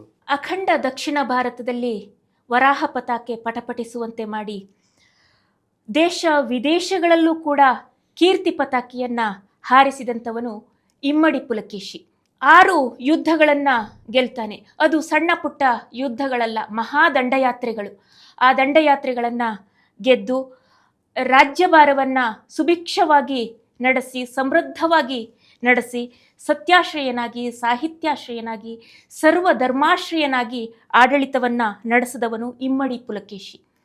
ಅಂತಹ ಇಮ್ಮಡಿ ಪುಲಕೇಶಿಗೆ ಒಂದು ಸ್ಥಾನಮಾನ ಲಭ್ಯ ಆಗಲೇ ಇಲ್ವಲ್ಲ ಅನ್ನುವಂತಹ ಕೊರಗು ಈ ಕಾದಂಬರಿಯನ್ನು ಓದಿದ ಪ್ರತಿಯೊಬ್ಬರಿಗೂ ಕೂಡ ಉಂಟಾಗೇ ಆಗುತ್ತೆ. ಯಾಕಾಗಿ ಇಮ್ಮಡಿ ಪುಲಕೇಶಿಗೆ ಒಂದು ಸ್ಥಾನಮಾನ ಲಭ್ಯ ಆಗಲಿಲ್ಲ? ಎಲ್ಲೂ ಕೂಡ ಒಂದು ಪುತ್ಥಳಿಯನ್ನು ಕೂಡ ನಿರ್ಮಿಸಲಿಲ್ವಲ್ಲ? ಯಾಕೆ? ಅವನ ಹೆಸರಲ್ಲಿ ಯಾವುದೇ ಒಂದು ಟ್ರಸ್ಟ್ಗಳು ಕೂಡ ಇಲ್ವಲ್ಲ? ಯಾಕೆ? ಸಮ್ಮೇಳನಗಳು ಕೂಡ ನಡೀತಾ ಇಲ್ವಲ್ಲ? ಯಾಕೆ ಅನ್ನುವಂತಹ ಪ್ರಶ್ನೆ ಪ್ರತಿಯೊಬ್ಬರಿಗೂ ಕೂಡ ಉದ್ಭವ ಆಗುತ್ತೆ. ಅದರ ಬಗ್ಗೆ ಲೇಖಕರು ಕೂಡ ಪ್ರಸ್ತಾಪ ಮಾಡಿದ್ದಾರೆ. ಪ್ರಾರಂಭದಲ್ಲೂ ಕೂಡ ಪ್ರಸ್ತಾಪ ಮಾಡಿದ್ದಾರೆ, ಹಾಗೆ ಅಂತ್ಯದಲ್ಲೂ ಕೂಡ ಪ್ರಸ್ತಾಪ ಮಾಡಿದ್ದಾರೆ. ಏನು ಇದರ ವಿಚಾರ? ಯಾಕೆ ಹೀಗಾಗಿರಬಹುದು? ಏನು ಹೇಳ್ತೀರಿ? ಈಗ ಪ್ರಸ್ತುತ ವ್ಯವಸ್ಥೆಯಲ್ಲಿ ನೀವು ಗಮನಿಸಿರ್ಬೋದು, ಒಂದಷ್ಟು ಪಾಳೆಯಗಾರರಿಗೆ, ಒಂದಷ್ಟು ದಳವಾಯಿಗಳಿಗೆ, ಒಂದಷ್ಟು ದಂಡನಾಯಕರುಗಳಿಗೆ ಸಿಗ್ತಿರುವಂಥ ಮನ್ನಣೆ ಕರ್ನಾಟಕದ ಸಾಮ್ರಾಟ್ನಾದ ಕೇವಲ ದಕ್ಷಿಣಾಪತೇಶ್ವರನಂತ ಬಿರುದು ಹೊಂದಿರುವಂಥ ಏಕೈಕ ಸಾಮ್ರಾಟ್ನಾದಂಥ ಇಮ್ಮಡಿ ಪುಲಕೇಶಿಗೆ ಇವತ್ತಿನ ವ್ಯವಸ್ಥೆಯಲ್ಲಿ ನಾವು ಕಂಡು ಬರೋದಿಲ್ಲ.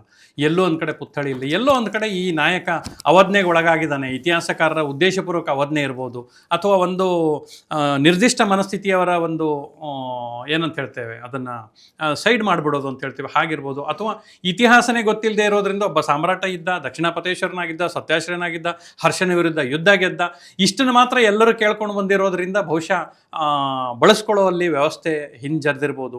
ಆದರೆ ಇದೆಲ್ಲದರ ಹೊರತಾಗಿ ಕೂಡ ಮಯೂರವರ್ಮ ಇರ್ಬೋದು, ನಮ್ಮ ಈಗ ಇಮ್ಮಡಿ ಪುಲಕೇಶಿ ಇರ್ಬೋದು, ರಾಷ್ಟ್ರಕೂಟರು ಇರ್ಬೋದು, ಇವರೆಲ್ಲರೂ ಏನಂತಂದರೆ ಮತ್ತೊಂದು ಗಮನಿಸಬೇಕಾದ್ದು 10ನೇ ಶತಮಾನಕ್ಕಿಂತ ಮುಂಚಿನ ಕಾಲಾವಧಿಯವರು ಇವರು.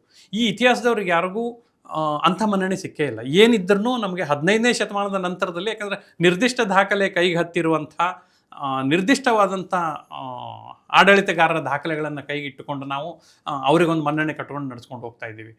ಈ ಕಾರಣದಿಂದನೂ ಇರ್ಬೋದು ಬಹುಶಃ, ಯಾಕಂದರೆ ಇತಿಹಾಸವನ್ನು ಮುಟ್ಟಿಸುವಲ್ಲಿ ಆಗಿರುವಂಥ ವಿಫಲತೆ ಕೂಡ ಇರ್ಬೋದು, ಹಾಗೂ ನಿರ್ದಿಷ್ಟವಾದಂಥ ಏನು ಸಾಮ್ರಾಟನನ್ನು ಬೆಳೆಸುವಲ್ಲಿ ಇಚ್ಛಾಶಕ್ತಿ ಇಲ್ಲದಿದ್ದೇ ಇರ್ಬೋದು. ಈ ಹಲವು ಕಾರಣಗಳಿದೆ ಇದಕ್ಕೆ. ಆದರೆ ಇಂಥ ಒಂದು ಅದ್ಭುತವಾದ ಕಥಾನಕ ಇತಿಹಾಸ ಹೊಂದಿರುವಂಥ ಇಮ್ಮಡಿ ಪುಲಕೇಶಿಯನ್ನು ನೆನೆಸ್ಕೊಳ್ಳುವಂಥ ಕಾರ್ಯ ಆಗಬೇಕಾಗಿರೋದು ಮುಖ್ಯ. ಇದು ಅವಶ್ಯ ಕೂಡ. ಇಷ್ಟೊತ್ತರೆಗೂ ಕೂಡ ವಾತಾಪಿಯ ಬಗ್ಗೆ ಸಾಕಷ್ಟು ಹೇಳಿದಿರಿ. 3ನೇ ಮುದ್ರಣ ಕಂಡು 4ನೇ ಮುದ್ರಣಕ್ಕೂ ಕೂಡ ಹೋಗಿದೆ. ಏನು ಹೇಳ್ತೀರಿ ಈ ಬಗ್ಗೆ? ಎಷ್ಟು ಖುಷಿಯಾಗಿದೆ? ನೀವು ಒಳ್ಳೆಯದನ್ನು ಓದುಗರಿಗೆ ಕೊಟ್ಟರೆ ಖಂಡಿತವಾಗ್ಲೂ ಓದುಗರು ಎಷ್ಟು ಮುದ್ರಣಗಳಾದರೂ ನಡೀತಾ ಇರುತ್ತೆ, ಇದು ಆಗುತ್ತೆ ಅನ್ನೋದಕ್ಕೆ ಇದಕ್ಕೆ ಲೇಖಕನೊಬ್ಬನಿಗೆ ಇರಬೇಕಾದಂಥ ಬದ್ಧತೆ ಇದು. ಒಬ್ಬ ಓದುಗನ ನಿಮ್ಮನ್ನು ಆರಿಸ್ಕೊಂಡು ಬಂದು ಓದ್ತಾ ಇದ್ದಾರೆ ಅಂದರೆ ಪ್ರತಿ ಪುಸ್ತಕಗಳು ಅಷ್ಟೊಂದು ಯೂನಿಕ್ ಆಗಿರುವಂಥ ರೀತಿಯಲ್ಲಿ ಕೊಡುವಂಥದ್ದು ಲೇಖಕನಿಗಿರಬೇಕಾದಂಥ ಮಿನಿಮಮ್ ಹೊಣೆಗಾರಿಕೆ ಇದು. ಆ ಒಂದು ನಿಟ್ಟಿನಲ್ಲಿ ಕಾರ್ಯ ಕೈಗೊಳ್ತೇನೆ ನಾನು ಯಾವಾಗಲೂ. ಹಾಗಾಗಿ ಕೇವಲ ಮೊದಲ 15 ದಿವಸದಲ್ಲಿ 3 ಮುದ್ರಣಗಳನ್ನು ಕಂಡಿದೆ. ಈಗಾಗಲೇ 4ನೇ ಮುದ್ರಣದತ್ತಿದ್ದೇವೆ. ಭಾಳ ಖುಷಿಯಾಗಿದೆ. ಇದೆಲ್ಲ ಕಾರಣ ನೋಡುಗರು, ಓದುಗರಾದ ನೀವು. ಓಕೆ, ಧನ್ಯವಾದಗಳು ಸರ್. ಇಷ್ಟೊತ್ತು ಕೂಡ ಕಾರ್ಯಕ್ರಮಕ್ಕೆ ಆಗಮಿಸಿ ವಾತಾಪಿಯ ಬಗ್ಗೆ, ಇಮ್ಮಡಿ ಪುಲಕೇಶಿಯ ಬಗ್ಗೆ ಸಾಕಷ್ಟು ವಿಚಾರಗಳನ್ನು ತಿಳಿಸ್ಕೊಟ್ರಿ. ಧನ್ಯವಾದಗಳು. ನಮಸ್ಕಾರ. ವೀಕ್ಷಕರೇ, ತಾವು ಕೂಡ ಗಮನಿಸಿದ್ರಿ. ಇಷ್ಟೊತ್ತು ಕೂಡ ಸಂತೋಷ್ ಕುಮಾರ್ ಮೆಹೆಂದಳೆಯವರು ಖ್ಯಾತ ಬರಹಗಾರರು, ಲೇಖಕರು, ಕಾದಂಬರಿಕಾರರು, ವಾತಾಪಿಯನ್ನು ನಮಗೆ ಸಮಗ್ರವಾಗಿ ಕಟ್ಕೊಟ್ಟಂಥವ್ರು. ಕೇವಲ 400 ಪುಟಗಳಲ್ಲಿ, ಕೇವಲ 400 ಪುಟ ಅಂದರೆ ನಾನು ಇವಾಗ ಮೆನ್ಷನ್ ಮಾಡ್ತಾ ಇರೋದು ಯಾತಕ್ಕೆ ಅಂದರೆ ತುಂಬ ದೊಡ್ಡ ಇತಿಹಾಸ ಇದೆ. ಬೇರೆ ಬೇರೆ ಇತಿಹಾಸದ ತುಣುಕುಗಳು, ಅವರದೇ ಭಾಷೆಯಲ್ಲಿ ಹೇಳಬೇಕು ಅಂತಂದರೆ ಚೆಕ್ಕು ಚದುರಾದ ಇತಿಹಾಸದ ತುಣುಕುಗಳನ್ನು ಒಂದೆಡೆ ಜೋಡಿಸ್ಕೊಟ್ಟಿದ್ದಾರೆ ಕೇವಲ 400 ಪುಟಗಳಲ್ಲಿ. ಅದ್ಭುತವಾದ ಒಂದು ಕೃತಿ. ನಮ್ಮದೇ ನಾಡಿನ, ನಮ್ಮದೇ ರಾಜವಂಶದ ಕನ್ನಡ ರಾಜವಂಶದ ಇತಿಹಾಸವನ್ನ ಸಾರುವಂತಹ ಒಂದು ಮಹೋನ್ನತ ರಾಜ ಇಮ್ಮಡಿ ಪುಲಕೇಶಿ. ಆ ಒಂದು ಇಮ್ಮಡಿ ಪುಲಕೇಶಿಯ ರಣರೋಚಕ ಚರಿತ್ರೆಯನ್ನ ವೀರರಸ ಪ್ರಧಾನವಾಗಿ ಇಟ್ಕೊಂಡು, ಒಂದೇ ರಸ ವೀರರಸದಲ್ಲಿ ಅದು ಈ ಒಂದು ಸಂಪೂರ್ಣ ಕಾದಂಬರಿ ನೀವು ಓದ್ತಾ ಹೋದ್ರೆ ನಿಮ್ಗೂ ಕೂಡ ಅರ್ಥ ಆಗುತ್ತೆ. ವೀರರಸ ಪ್ರಧಾನವಾಗಿ ಇರುವಂತಹ ಒಂದು ಕಾದಂಬರಿ ಬಹಳ ಸೊಗಸಾಗಿ ಮೂಡಿ ಬಂದಿದೆ. ಸಾಕಷ್ಟು ಐತಿಹಾಸಿಕ ದಾಖಲೆಗಳನ್ನ ಇದ್ರ ಪುಸ್ತಕದಲ್ಲಿ ಒದಗಿಸಿಕೊಟ್ಟಿದ್ದಾರೆ. ಪ್ರತಿಯೊಂದು ಪುಟಕ್ಕೂ ಕೂಡ ಎಲ್ಲೆಲ್ಲಿ ಅವಶ್ಯಕವೋ ಅಲ್ಲೆಲ್ಲವೂ ಕೂಡ ದಾಖಲೆಗಳನ್ನ ಕೊಟ್ಟಿದ್ದಾರೆ. ಹಾಗೆ ಆ ರೀತಿಯಾಗಿ ದಾಖಲೆ ಸಹಿತವಾದಂತಹ ಒಂದು ಐತಿಹಾಸಿಕ ಕಾದಂಬರಿ ಕನ್ನಡಕ್ಕೆ ದಕ್ಕಿರುವುದು ನಮ್ಮೆಲ್ಲರ ಸುಕೃತ. ಹಾಗಾಗಿ ತಮ್ಮ ಒಂದು ಪ್ರತಿಭೆ ಹಾಗೆ ಒಂದು ಇಚ್ಛಾಶಕ್ತಿಯಿಂದ ತಮ್ಮ ಪ್ರವಾಸದ ಅನುಭವಗಳನ್ನ ಎಲ್ಲವನ್ನ ಕೂಡ ಎರಕ ಹೊಯ್ದು ಘನೀಕರಿಸಿ ಈ ಒಂದು ಕಾದಂಬರಿಯನ್ನ ಕಟ್ಕೊಟ್ಟಿದ್ದಾರೆ. ಮತ್ತೊಮ್ಮೆ ಮಗದೊಮ್ಮೆ ಅವರಿಗೂ ಕೂಡ ಹಾರ್ದಿಕ ಅಭಿನಂದನೆಗಳನ್ನ ಹೇಳ್ತಾ, ಹಾಗೆ ಈ ಪುಸ್ತಕವನ್ನ ಮುದ್ರಣ ಮಾಡಿದ್ದು ಸಾಹಿತ್ಯ ಲೋಕ ಪಬ್ಲಿಕೇಶನ್ಸ್ ಅವರಿಗೂ ಕೂಡ ಅಭಿನಂದನೆಯನ್ನ ಈ ಸಂದರ್ಭದಲ್ಲಿ ಸಲ್ಲಿಸ್ತಾ ಇಲ್ಲಿಗೆ ಈ ಕಾರ್ಯಕ್ರಮನ ಮುಗಿಸೋಣ. ಹಾಗೇನೆ ನೀವು ಕೂಡ ವಾತಾಪಿ ಈ ಒಂದು ಕಾದಂಬರಿಯನ್ನ ಖರೀದಿಸಿ ಓದಿ ಸಾಹಿತಿಗಳನ್ನ ಪ್ರೋತ್ಸಾಹಿಸುವ ಕೆಲಸವನ್ನ ಮಾಡೋಣ. ಓದು ವ್ಯಸನವಾಗಲಿ. ಧನ್ಯವಾದಗಳು. ನೋಡ್ತಾ ಇರಿ ವಿಶ್ವವಾಣಿ ಟಿವಿ ಸ್ಪೆಷಲ್. ಲೈಕ್ ಮಾಡಿ, ಶೇರ್ ಮಾಡಿ, ಸಬ್ಸ್ಕ್ರೈಬ್ ಮಾಡಿ.